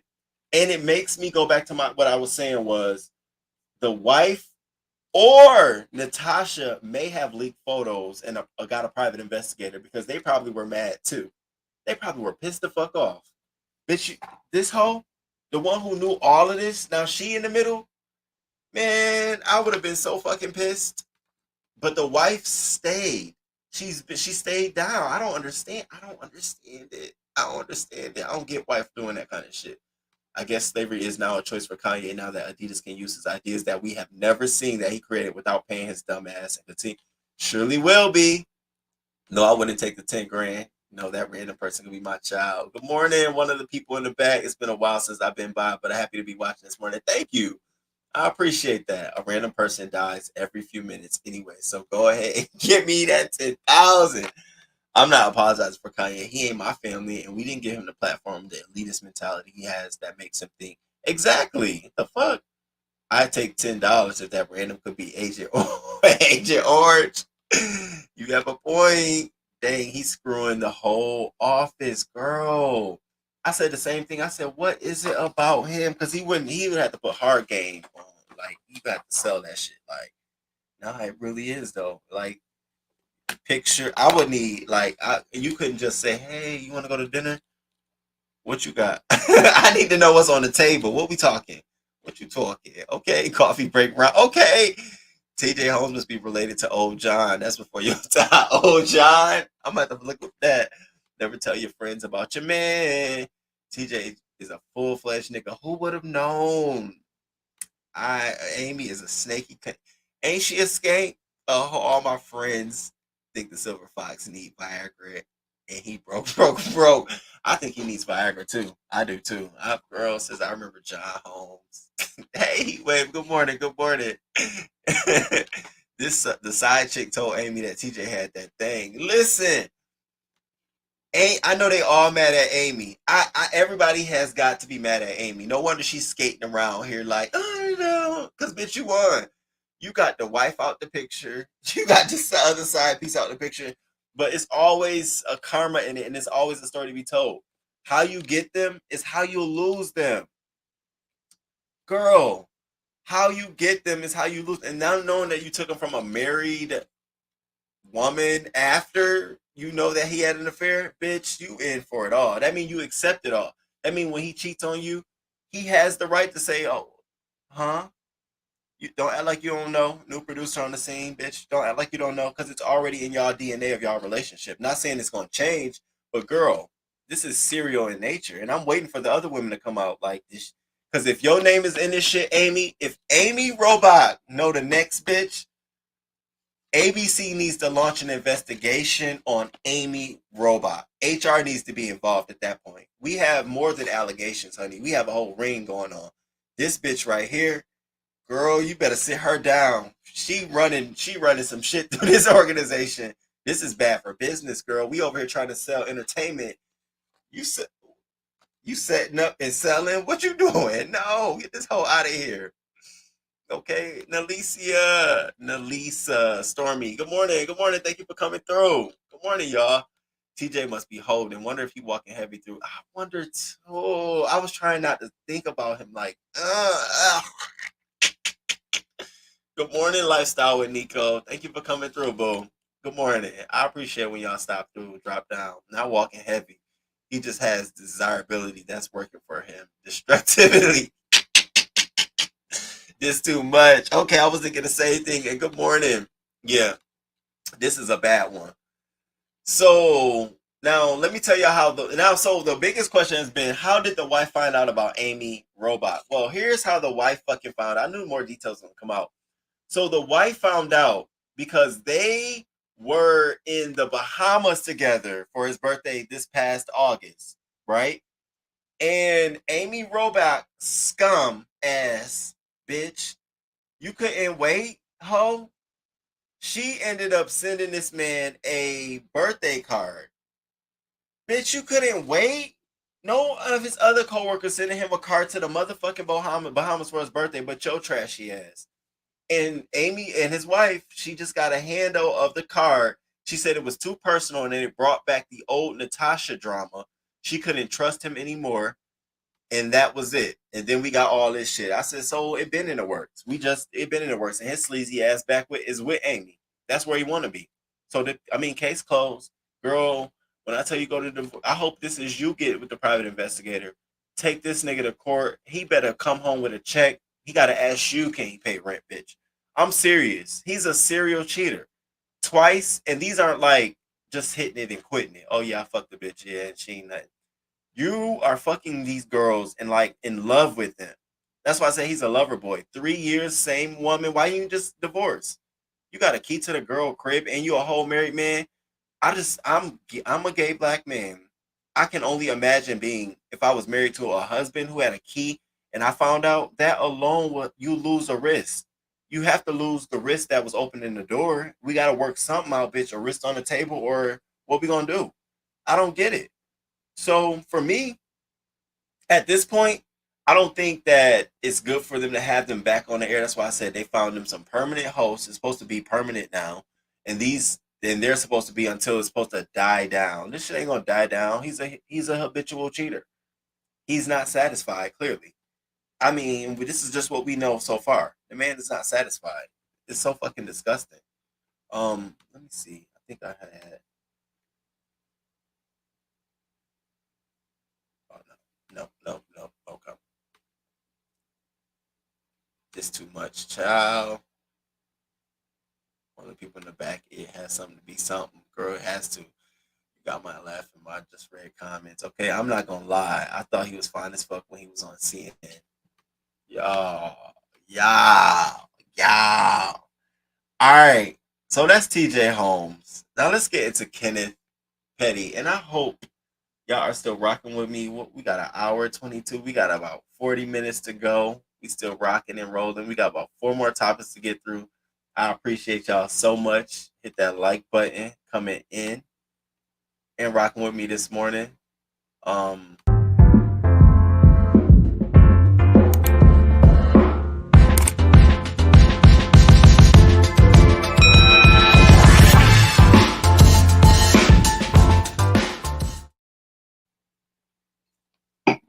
to drink it all. All right. Let's keep rolling. Let's get into the next topic. All right, so baby, it just never lets up for Kenneth the fuck Petty. So Kenneth Petty has now been ordered to try to settle the lawsuit. So you remember the lawsuit, of course, that Jennifer Hugh filed against him for emotional distress, harassment, and witness intimidation. Well, the judge has now referred this mediation to December 6th. And what he's asking of them to do is settle this lawsuit. They got to choose a mediator by December 20th, and they'll have until March 20th to figure out what they're going to do. Now, remember, she's suing him, so this could be monetary, this could be a resolution, this could come in many forms. But the judge is saying, look, too fucking much. Bitch, solve this, figure it out. Now, they can either do this virtually on the, virtual, but the judge is recommending that they do limit it to, excuse me, y'all, that orange juice is just like written discovery, meaning let's only just have written discourse, put it documented and put it on paper for them to converse. And hopefully this is it. But if not, the trial date will go on, the judge says, and the trial will be set for September 5th will be when they have to submit depositions, and their pre-trial will begin on January 9th. So even though he's asking them to mediate during this time, he's still proceeding with the court proceedings in lieu of, but he wants him to mediate. And at this point, I don't know. I stay out of this. For me, gonna stay out of this one. Not my business. I'm solely interested in Nikki when it comes to Kenneth Petty and Jennifer Hugh. Baby, as long as it's not messing up our next album rollout. Okay. Well, that's all. I'm just keeping it a whole buck, 100 and 200 living room. Okay. I hope TJ doesn't get Ime Udoka by the Celtics HR. None of the white women were harmed in that social experiment. Okay, I know. I saw what's going on with him, and they finally ended their relation. Their years of being, what was it, a fiance, engaged. Girl, tell me something. There, it's over. You think? I'm here listening, just put some laundry. Okay, I gotta do the same thing, or put mine in the dryer. I always do that. I'll wash a load and then sit my ass down somewhere. Good morning, Teacher Shawan. Good morning, Boo. Good morning, y'all. Thank y'all for coming through. Thank y'all. So that's where we ended with Kenneth Petty. Now let's talk about this Tory Lanez case. It's getting really, really interesting, y'all. So Tory Lanez is, they went back. They're in court. They're starting their court. The court actually hasn't began yet, just yet. But what we have found out is that Tory Lanez, he's been released from house arrest so he can prepare for a trial. So he's not out, but he's out. 2, it's going to begin on December 12th, and it's only going to go for 10 days. 3, 4, and 5, the things that they're going to be talking about or focusing on is, and I knew it, 1 is going to be the DNA testing of the weapon. Remember, they were all, DJ Academics first came out talking about they tested the gun during pre-trial and his fingerprints weren't on it. And then Megan came out and said, yes, it was. And then DJ Academics retracted his statement and said, well, I'll just wait till the court date. Well, we're supposed to get more insight on that when the trial starts. That's supposed to be critical to this case. I don't know if it's going to prove or not, but it's supposed to be critical. So keep your eyes on that. Number 2 is the witness testimony. Her friend is going to be key and critical to this court case. Now, what's good is that they already have her on deposition and written testimony of what she's sworn and said. So she can't change anything. All she can do now is answer questions, but you're not changing anything, or read your statement, honey. You want to answer this question, or you want to read your statement? We know what you said, but I want to ask you this question again. So I think that's supposed to be something that comes out of this trial. So we're going to be looking for those 2. But also, the man is facing additional charges. So apparently he's now being charged with discharging a firearm. They're adding a felony count to it. They're saying that it was gross negligence, and they're adding that to the court record. Now, what this says to someone like me is, they're trying to find every fucking thing to stick, because there is like maybe a 10, 20, maybe a 30% chance this may not go the way they want on the original 2, which is felony assault with a semi-automatic weapon and carrying a concealed firearm. So if those don't get proven under, go the right way, at least we know this will stick and he'll be held with something. That's what this is giving to me. Like, they're just trying to find something to stick on him, because this may not go the way it wants. Because when I saw that, I said, damn, normally someone gets a felony discharge when that's all it is. But when you discharge and someone gets shot or an assault happened, that discharge goes away typically. And the more heinous ones, which is the assault and the actual carrying of the concealed weapon, those stick. But to know that they're adding this third one, that's sort of like, okay, you think this got more weight than that? Okay, then maybe there's something. It's a story there, and I want you all to pay attention to that. I don't want you all to be like, no. It's just they're trying to keep everything to stick on him. So, my thoughts. I can't wait till day 1 of the real trial, not the pre-trial, but day 1 of the trial, so we can see actually what the fuck happens, what is going to be told. This is going to be interesting, because everybody wants to know, did you shoot her? What happened? Now, if I want to see a crime scene reconstruction, it would be on this shit. This is where I want to see a crime scene reconstruction, bitch. Who in the car, where, who shot whose foot? Didn't they say he called on a recorded jail line apologizing for shooting her? Girl, I didn't hear that, but oh my God. Lock Troy up. Baby, baby, I can't wait to see all the evidence that comes out. I cannot wait. So that's where we are with Tory Lanez case. Again, it's gonna start on December 12th. That is actually Monday. That's Monday. All right, so stay tuned. Monday, we're gonna have some more information on that. Now, I gotta get into this other thing. So I'm on Twitter just preparing for the show, and I come across this, which is Christian Rock and Natalie Nunn. They're going live on Instagram with Lemuel Plummer, you know, the executive from Zeus. And it appeared to me that they was doing a live just to get people hyped about the show, and it seemed like they were kissing Lemuel's ass. It gave me that, like they were just, oh hey, we want to see you, where you at?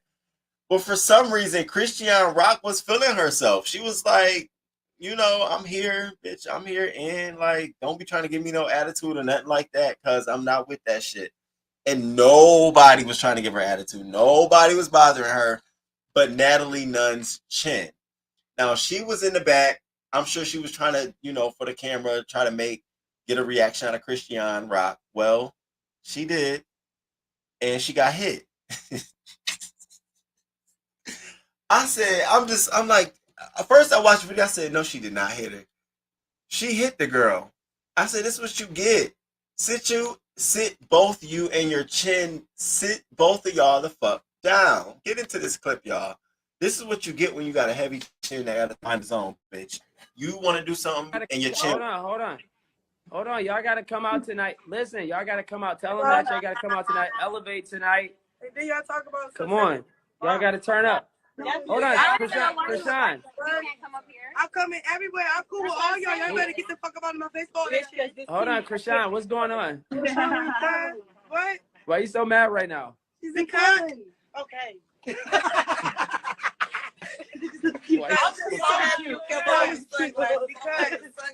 What did they do? What did they do? What did they do to you?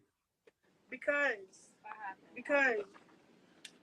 what? I'm out here because I'm enjoying myself with all these girls because they're cool as shit and I'm fucking with everybody. But as soon as I feel disrespected, it's annoying because I didn't come here to fight. And if I'm fighting, you're gonna be real upset. Rock, what's going on? Because when I'm fighting, I'm sliding. But we don't want to fight on live. Natalie, you been real cool right now. Yeah, it's a vibe. We're having fun. Everybody is a vibe all the time.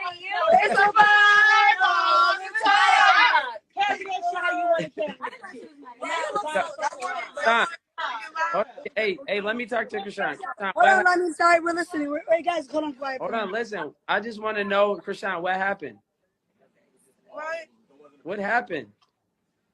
You dumbass. Man, fuck that. Come see us, nigga. We outside. No, keep telling me. We're ready, lady. We'll see you guys tonight. Hold on, wait. I'm not. What do you mean, I'm talking to you. Bro. Hey, hold on. Nat, wait a minute. Natalie. Why the fuck you smack me in my face like that, bro? No, my nigga, what?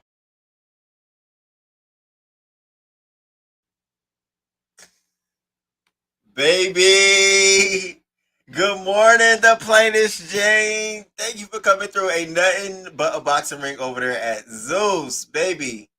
They always boxing, and Natalie Nunn always seemed like the more she's supposed to be elevating as this EP, she does little girl shit. It's just like, what are you doing? The real tea is they say this man is straight when he gets pumped. You know, I can't wait to do the Bad Boys review all over again because his old ass, Natalie just need to be the EP and be off the show. They don't respect her. Why don't she get that? She just leave the show because the girls don't respect her. I thought he was in the community. He is. He one of them. It's gonna be late for him to come out. It'll be real late. Lemuel think that shit funny and cute. It disgusts me how he sets all that toxicity up. And he kept saying, "What's wrong with you, Christian? What's wrong with you?" And now we here today, y'all. And so they respond today on Twitter to each other. So first, Christian writes, "Tell me why I'm just that person to just not give a fuck. But if I gotta slap you, I will respectfully will." And Miss Natalie Nunn replies, I don't have to get my lick back. I make $1 million a month off her and her show that I'm executive producer of. Sweet. My money making you look bad. Carry on, and the baddies West girls will handle you respectfully. I said, first I said, you make $1 million a month? A month. I mean, a month? That's a lot. That's a lot. That's a lot. Okay. All right. And then she's like, the baddies West girls will handle you respectfully. Is that a threat? Are you threatening your own employee almost? Bitch, you got to figure out what role you in. Are you going to be executive producer and come at me and tell me how much you make more than me? Or are you going to be a member of the show and tell me these other girls will come after me? Because, bitch, we can handle you both ways, too. Like, that's why I didn't like that about her. I'm like, okay, what? You giving corn. It's giving real corn to me. Now people were in the comments like, are we supposed to act like this wasn't staged? I'm confused. Why did she even do that? It seemed like everybody was vibing. Now, Natalie, we all know you did all that just to get off live and be like, Rocky, you didn't have to slap me, babe. We besties. Let's get a bag, which I truly believe she did. I truly believe that's what she did.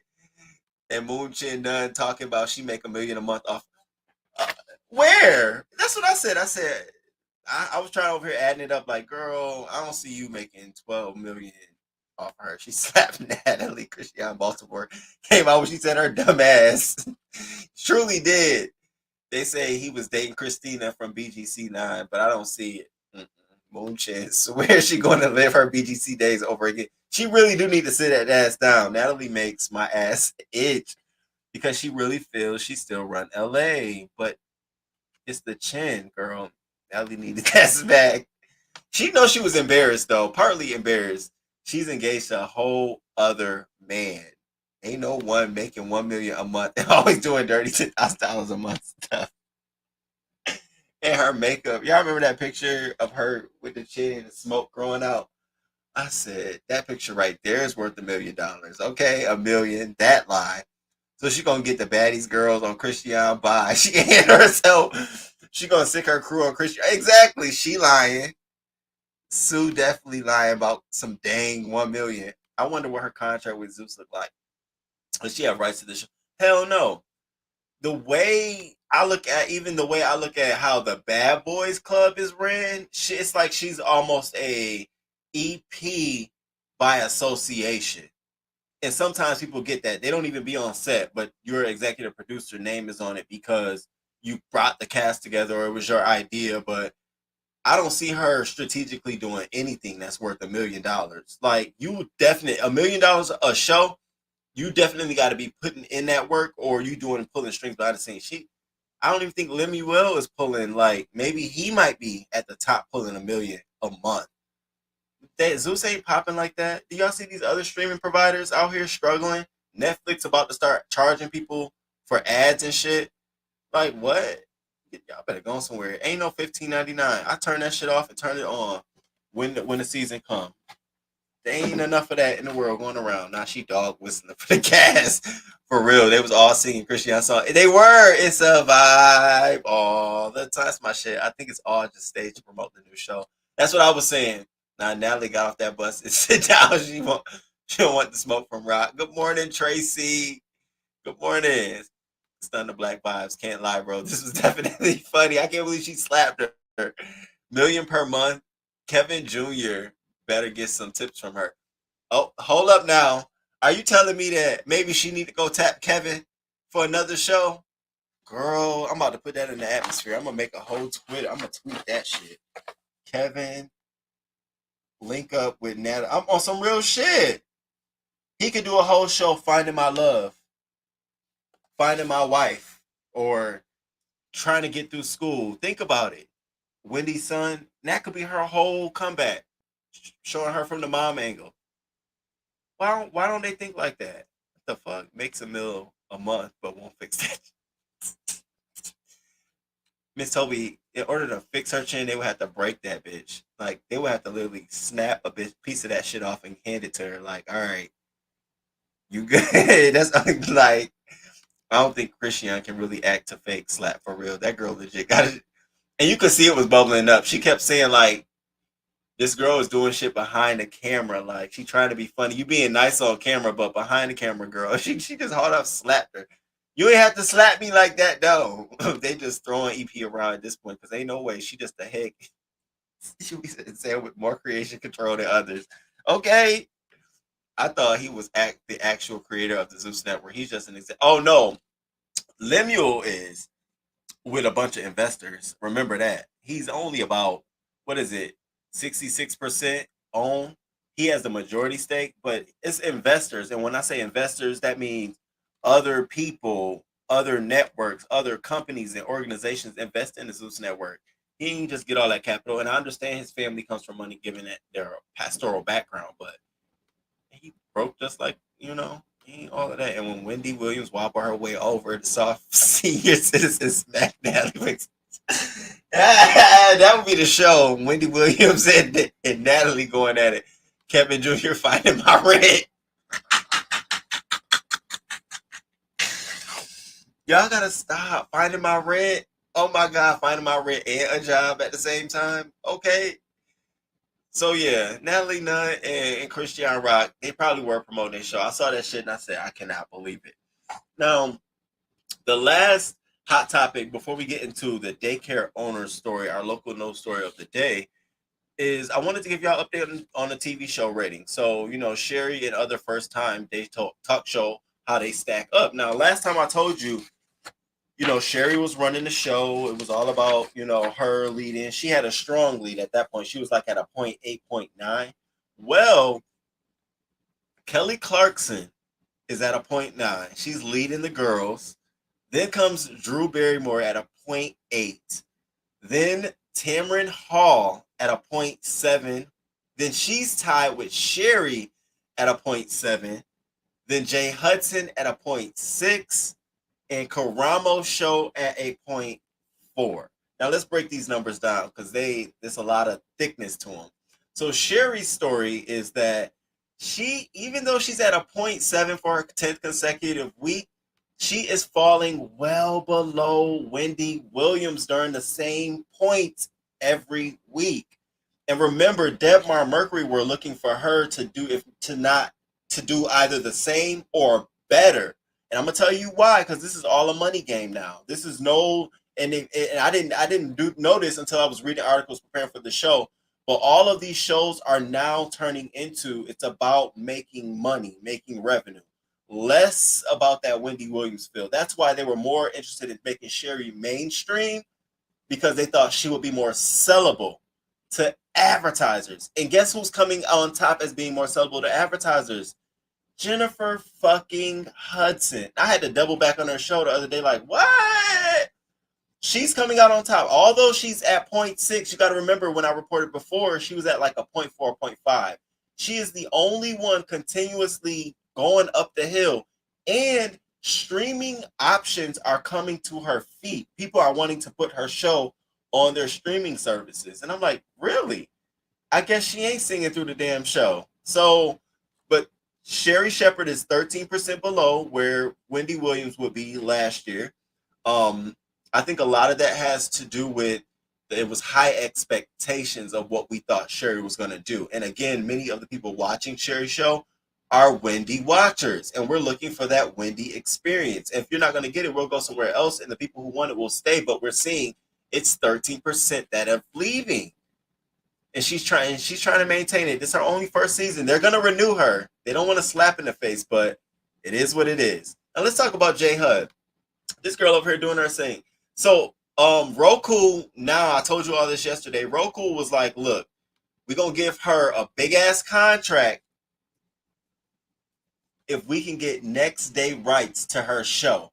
And they outbid other folks for it, and they want it. Now this is huge. Like I told you, it's all financial, because finding additional avenues on other platforms has become crucial for high-end syndicated talk shows to survive in the current economic environment, which has been increasingly challenging for first-run fare. So that's what this has all been about. Sherry's first year, Karamo's first year, J Hud's first year, they all have to make money, because Drew Barrymore got money. This ain't her first year. Kelly Clarkson, Tamara Hall, all of them have been at it. So they have to catch up. You know, it costs a lot of money to produce these high level shows. And as I see it, it costs a lot of money. So Jay Hudson, I see a lot of potential for her. I see a lot of crossover. Don't be shocked if she's in the nearest streaming option for yourself. Now, Karamo, my cousin loves Karamo. I asked her, I said, girl, do you like Karamo because he's gay and you think I'm gay? And that's like politically correct to say, because it ain't, because I don't like the show at all. But if you do, that's fine. But she likes him. So Karamo, though, he's improving. Now, he was at 3% last time I reported. He's at a 0.4 now, climbing from 33%, meaning he's getting more and more airtime, more and more people are watching him, more and more people are liking his show. And my thing is, a lot of us just did not know. I did not even know he had a show until I started doing my reporting on it here. But I'm going to give him some time. I'm going to try to, get into it. But kudos to all of them. Kelly Clarkson 1, Drew Barrymore 2, Tamron 3, Sherry 4, J Hud 5, and Karamo is at 6. And that's your update on a talk show host and where they are and all that good stuff. Let me see. I told y'all Sherry and Jennifer's show is boring. Jennifer seen and talk about herself all damn day. I'm surprised about Jennifer. I am too. I'm very shocked. But what the article is saying is that she has crossover appeal. People are connecting to her energy. People are relating to her. She's relatable. She spends every episode, she has a story that's relatable. I say, girl, that can get boring. Every episode you got a story?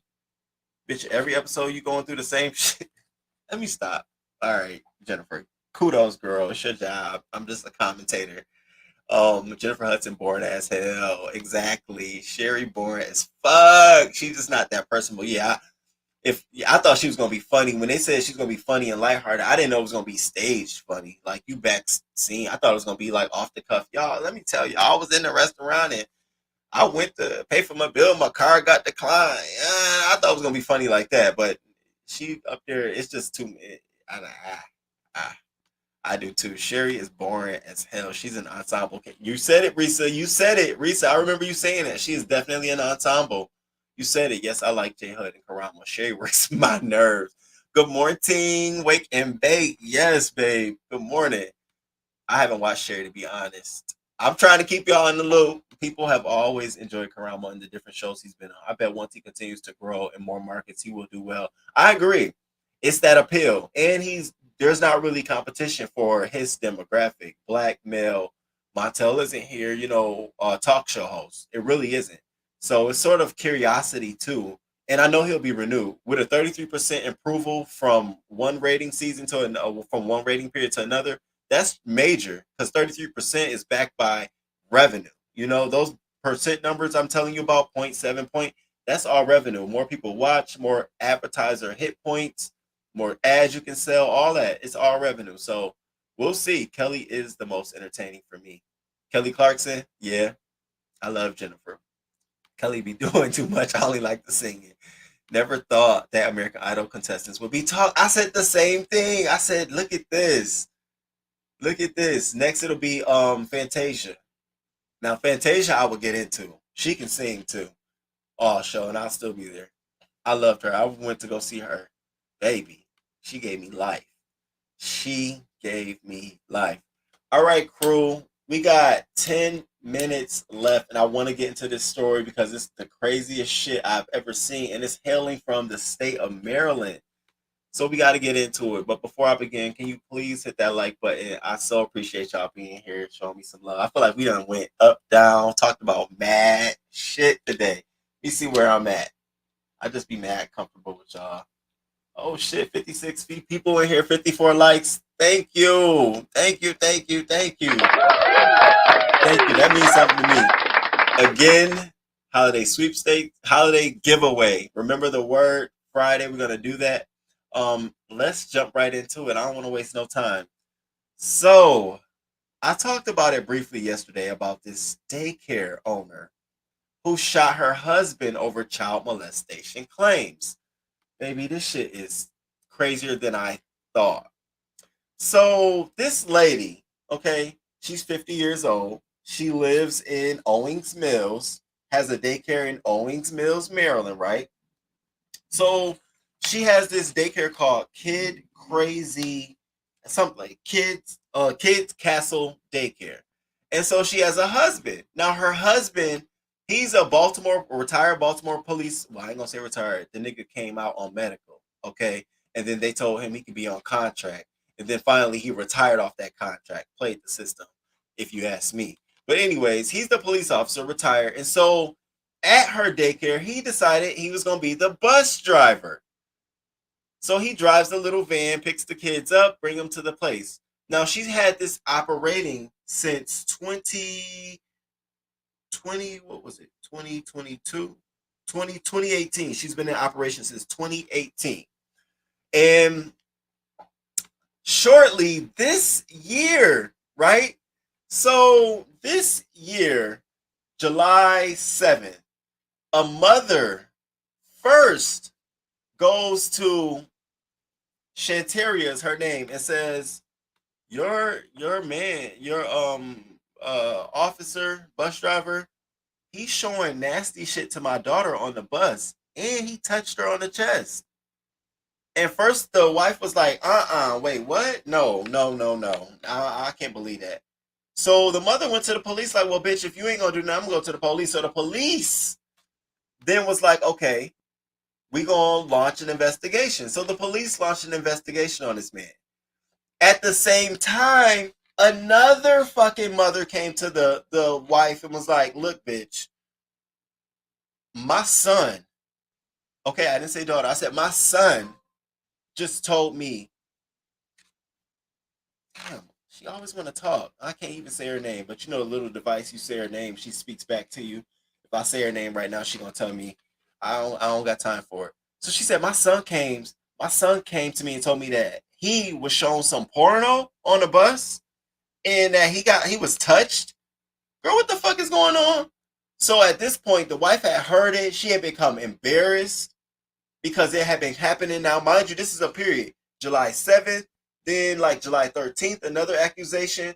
So on July 21st, she decides to confront her man. Like, look, so he moved out the house during this period of time, and he's in a hotel in D.C. So she drives from Owings Mills to the hotel in D.C. with a 9mm handgun, she said, to protect herself. Now, mind you, she had put a handwritten note in her bag that said, you know, I didn't mean to kill him. My intentions was just to scare him. Meaning, that's her note. So everybody thinking it's a murder-suicide. Are you going to kill him and kill yourself? Well, she gets to the hotel. She confronts him about the allegations. Because mind you, he's being already investigated now at this point. She confronts him about the allegations. All of a sudden, she shoots him in the leg and in the stomach. He falls. The police come, arrest her. He's in stable condition, goes to the hospital. Now we're at the story where he's getting charged and she's getting charged. They're both getting charged. Both businesses are gone. No more, nothing. All because of this fucking crab ass man. Get into this fucking story. And yes, this may be a soft story for folks, but I just want to share this with you all. And if it's a little sensitive in nature, I do apologize. Let me make sure I got my point right. So now this is the guy. We're going to talk about his charges first. Check this out. Seeing him. Okay, if you see a phone and Trump, then you know what you feel. That's what I feel. Donald Jones cannot believe the child molestation accusations against his fellow Marine and longtime friend James Weems, a retired Baltimore police officer. He recently vacationed with James and his wife Shantari, who shot her husband after the allegations came to light last month. I've been with these folks recently, and I've heard none of this. None of this. And I'm just floored and just in total shock. Prosecutors detailed one of the most sweeping child abuse investigations in Baltimore County in decades. Investigators will be interviewing 93 children who interacted with James Weems at his wife's daycare, Little Kids Castle in Owings Mills. All I can tell you specifically is that there is an ongoing investigation. Court records WJZ obtained show the first allegation made on July 3rd. Parents found their child watching pornography on a tablet. The child accused James Weems of showing her where to find it and of sexually abusing her here in the daycare's secure playground. James drove the daycare van and made the victim sit in the front seat, according to charging documents, and warned her never to tell. A second came forward on July 21st and alleges being inappropriately touched and told he would get in trouble if he told anyone. A third victim, who also sat in the front of the van, alleges Weems touched her and exposed himself. An attorney for Weems' wife says when one of the parents revealed the abuse, she confronted her husband in a Washington, D.C. hotel. The argument turned heated, and she claims she shot him in self-defense. James Weems used a walker to steady himself during his court appearance, still injured from the shooting. Being accused of victimizing children, which is something that we do not do. And the public defender tried to get James Weems released, but the judge did not buy it. Now, James Weems had worked at that daycare for 4 years. He drove a van for 2 of those years. Reporting live at District Court in Towson, Mike Gallagher. Fucking amazed and stunned. Okay? Fucking amazed and stunned. I cannot believe that you would even be, it would cross your mind that this is your wife fucking business and you decided to just fucking go behind her back and sabotage her whole fucking business. That blew my fucking mind. Free her today. Okay, we're gonna get into her case. Fantasia is an SG role. I have posted her celebration on my Twitter. If you want to see her, it's under my likes on Twitter. It was so cute, her ceremony. Baltimore, okay, we listen. Okay, right down the street. Hell, Shannon Sharp, ex-football player, goddamn sit-down show too. Did y'all see his little interview with Seth? No. Shit, I'm about to watch that. Fantasia's watching off the muscle. Shannon's show is good. He had it for a while and it's on YouTube. I believe it's considered a podcast. So I'm about to watch that. Shannon Sharp. This stuff like 4th time I've heard about it. I hope she gets off. Me too. He looks familiar. She did, right? Okay. Don't he look familiar? We all did the same thing. I said, I had to look at it twice like, do I know him? Oh, hell no. What the fuck? Came right to the hotel and shot him. I don't blame her. She did. No, we're going to get into her case because she funny. She alleging it was self-defense. She thought he was going to kill her, all of this stuff. But, ma'am, why you put the fucking note in your bag? You know they was going to find that note. They found the note. Now they're saying it was intentional. She was going there to kill not only him, but herself. Because she's shamed, but she didn't kill him. So now her attorney trying to say, you know, she didn't kill him, but, you know, she's shocked. It's her business. And so I'm like, what the fuck, girl? Why do we do dumb shit like that? You would have been less off had there been no note. Girl, you should have asked me. I'd have told you, no. And then you want to slightly bump against the wall so the lights go off and something happens and then, oh shit. So what happened was, he had rubbed up against the wall and the lights went off. And I think out of self-defense, I don't know. Girl, what are you doing? That is completely crazy. I'm putting money on her books. Okay, what a creep. Not him calling them fools. Law. 93 churn. 93. Yes, interviewing all the kids at the school. You know this lady business is done forever now. Like, there's no more reinstating her license to govern anybody's child. Okay? No, you've been with that fool. Okay? I hope she goes free. Sir have several seats. That's his friend. He don't want nobody to accuse him until proven in court of law. The children already said it. What the fuck you mean? They better start her GoFundMe. Her entire way of life. These niggas ain't loyal, saved, or sanctified. You, Lord, that is sick and so embarrassing. I hope she come out. He stay right where he belongs. She will be out. Girl, child. They better free that lady. She was protecting them kids. No. Premeditated, even though she would have get off. That's the fucking retrograde. You get it. That's what I said. Damn it, girl. First of all, we ain't writing no notes. We ain't doing that shit.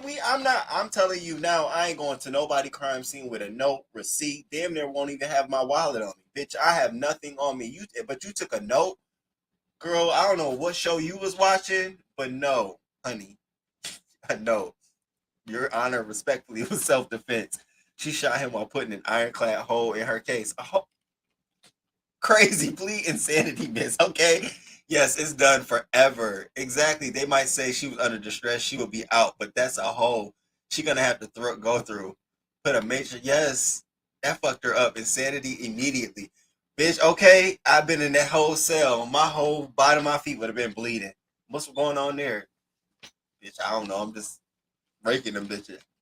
She wasn't thinking straight, but she had the babies in mind, so I'm gonna stick beside her, okay? Nothing on me but the tools, okay? Correct. She was too honest.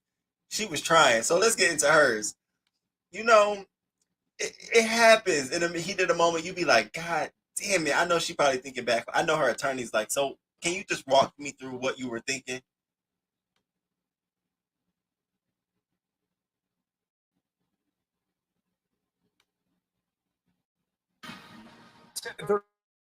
Great night. Woman accused of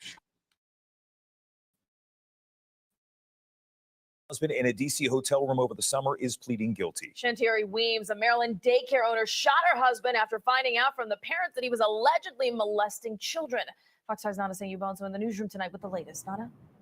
Jim and Marina, good evening. Today, inside a D.C. courtroom, Shantiri Weems pleaded guilty to aggravated assault and carrying a firearm in D.C. without a license. Now, back in July, we reported that Weems drove to the Mandarin Oriental, which is now known as the Salamander Hotel, to confront her husband, 57-year-old James Weems, who was staying there. Now, according to court documents, Shantiri runs a daycare in Owings Mills, Maryland. We're told parents of the kids at the daycare called Weems, accusing her husband, James, of molesting their children. While Weems wanted answers, so she went to his hotel room. We're told some kind of altercation took place before she shot her husband twice, sending him to the hospital. When police arrived to the scene, Weems told them it was self-defense. Detectives did find another gun in a safe that belonged to James Weems, a retired Marine and Baltimore police officer. Shantiri's attorney, Tony Garcia, says she takes accountability for bringing a loaded gun into D.C. without a proper permit, but she did fear that her life was in danger.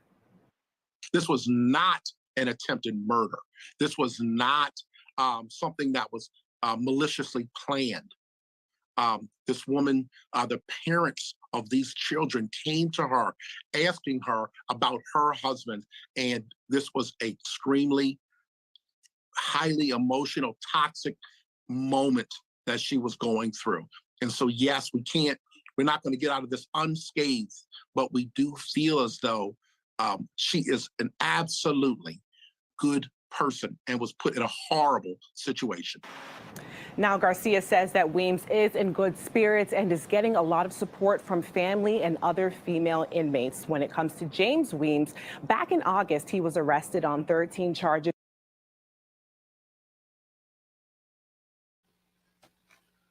Baby, this shit right here is just one for the books. Like, both their lives is fucked up at the hands of her man, who should have known fucking better. He should have known better. He should have known better. He should have known way better. And so now she's facing charges. Like he said, they ain't gonna get off easy, but it's certainly worth a try. She definitely was trying to do the right thing, but that note fucked her up. Like, I'm sitting here laughing at the plaintiff. I would have left the note saying he been beating on me every night, but I think he gonna change. I'm gonna go over there and talk to him. You crazy.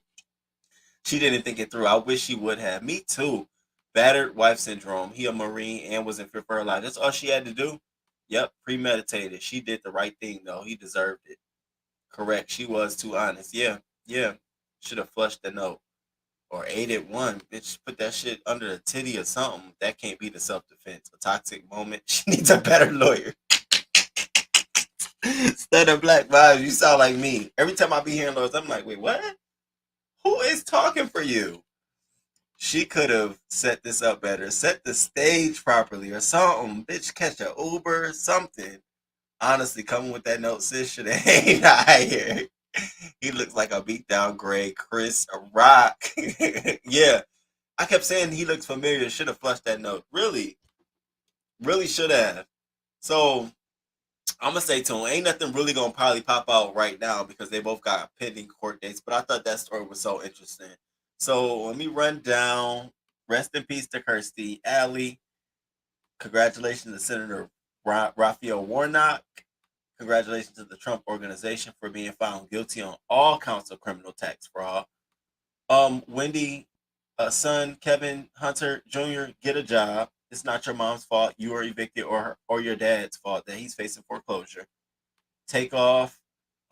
We got to pay attention to this case. The man is pleading innocent now, so we got to look. I'm not saying it means anything, but let's stay tuned. And now the mother and father, get your ass together so she can be appointed at least the person who can distribute the assets and get your ass in line. What's wrong with you, nigga? Van Jones in his statement, you don't represent me or we. Speak for yourself. He all at the Jewish event, Wall Street event, talking about some we black people apologize for Kanye West. Who am I apologizing to? The fuck? When we got into TJ Holmes, baby, being suspended, but getting into the details of his second affair, woo, baby. His first affair, that shit is thick. We also talked about Kenneth Petty and his, the judge wants him to go ahead and sit that shit down. We talked about Tory Lanez and Megan Thee Stallion case and how he has an additional charge. We also talked about Christian Rock and Natalie Nunn's chin. We got into the ratings for the daytime talk show hosts. And then we closed out on this daycare owner story, which is crazy. And I'll stay tuned to that because that is sad that she lost her career and potentially facing felony charges. And this because of this nut ass man, this nut fool. They need to look further back and see under his authority of being a police officer if the man was assaulting anybody. Fucking freak. And the kids' ages were from 8 to 12. Are you kidding me? You nutcase. And that's a whole straight man. Okay. She should have made them shots count. Wouldn't be here today. See, I think that's what she thought she was doing. I think she thought she was doing that. Didn't they say once you reach a certain level of Scientology, you're supposed to be absolved from disease and illnesses? Kirstie passed from cancer, right? Surely did. King Romans, did you know the singer B. Smith? He recently, I heard about that.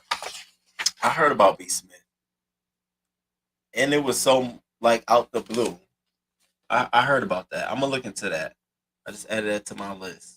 She should have made him dinner and played grit ball. She'd still have her freedom and his ass would have 3-degree burns with a side of fuck your life.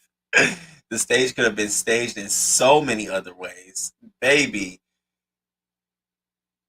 Volley his ass from the kitchen to the dining room. Okay. Crow. So we back to this question of the day, which is if someone offers you $10,000, but if you take it, a random person on earth dies, would you take the $10,000? And that was my question to you all. Put in the chat, would you take the $10,000 or if you wouldn't? While you're doing that, let me tell you. First of all, $10,000 is not a lot of money to be taking for me. Yes, it'll definitely put a dent in my bills. Girl, what? Bitch, absolutely. I pay some shit up for a year. But at the expense of some random person losing their life, no. I could do 10,000 if I knew who the person was. That's a different story. If they told me, $10,000 and that person goes, oh, it depends on the day, bitch. You might just, hey, you never know. But for too random for me. It could be a friend of mine. It could be relatives. I don't want to be involved in that when it's not directed. See, I'm all about direct energy. If I know who it is, then I can make a decision off of that. But to make a decision about just some random person in the world, I think it's careless. But if you go under this post, it's so many people who were like, they will off a bitch in a minute. And I'm like, wow, really? For 10,000? I could see 1 million, but 10,000, someone can buy your choice for someone else for $10,000. That was a heavy one. What you all say? No. Nope, I'm not taking it. Okay, no. Add some more zeros. I wouldn't be able to sleep at night. No, if someone passed away because I took money, I need peace of mind. Girl, and then the 10,000 goes so quick, but somebody's life is gone forever. It's almost about making a temporary decision right now for a long-term thing. Sometimes you got to think about the long-term effects of your decisions. Know that random could be your mom or your grandchild. No, I've had to. Okay, that's what I just said. 10,000, smaller money goes faster because there's so many things you got to do. When you got a lot, it's easier to get things done and have a little bit left over. 10K, baby, I need the Carfax, the back facts, and the sales tax. Y'all ain't running my karma, okay? Random means stray. That stray could catch one of my family members in a heartbeat. A coworker, all of a sudden, you know, what's the name, passed away yesterday. It just came out of nowhere. You sitting there like, oh my God. That's some deep shit. Nope. You get 10 grand back in taxes for 2 kids. Girl. Ugh. Ugh. Not 10K now 10 million. I'm taking the money. Forgive me, Lord. 10 million? That wouldn't have been a question of the day. 10 million? Girl, I would just have to build a castle and stay in it for my own karma. Like, you know what, you did that wrong deed. Just build myself in a whole fortress. 10 million? No thanks. I don't want to reap that sown seed there. Nope. Not on my watch. My nerves bad. Well, I always try to put the right affirmations out, you know. For $10,000, 10 million is a different impact. I literally have to question and think about that. That's a thought. 10,000 wasn't for me. All right, you all. That is the show I have for you all today. I appreciate y'all for being here. I hope y'all hit that like.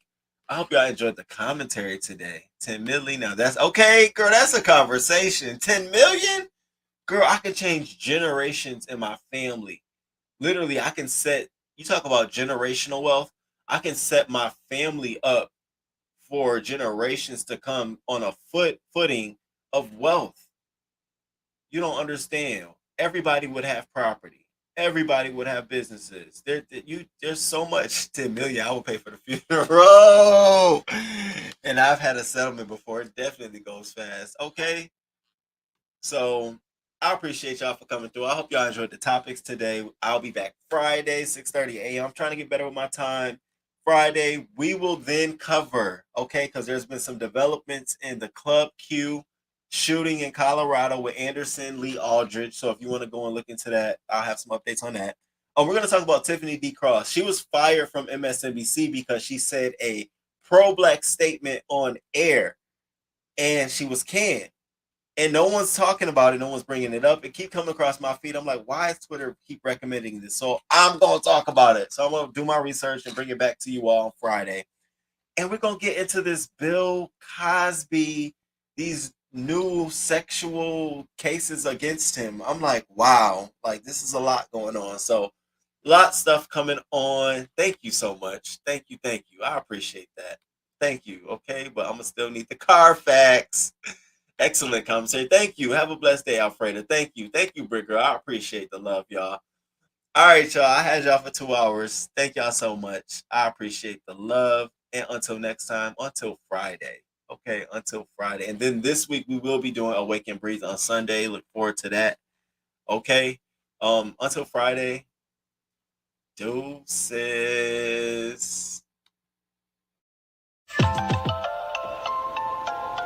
Good morning, good morning, good morning, good morning. Thank you for being here this morning. Thank you for being here this morning.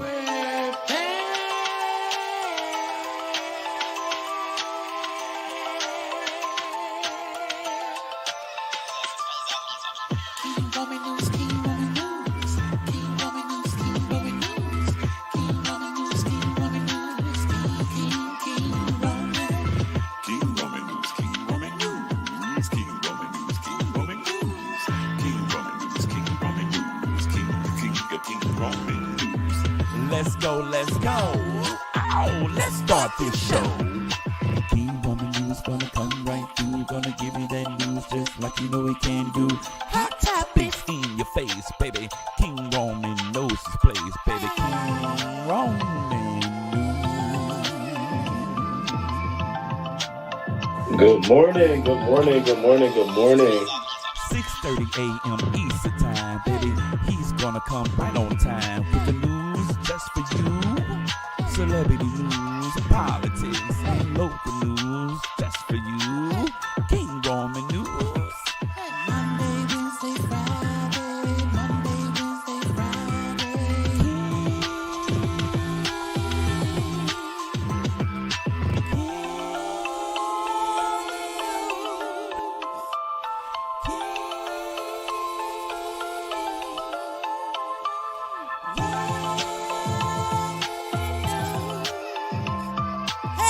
let's go, let's go.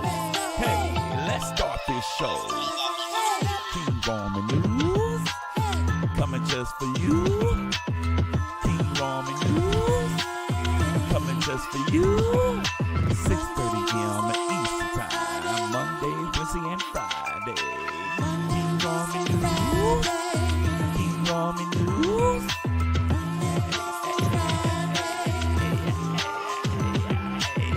Let's go, let's go.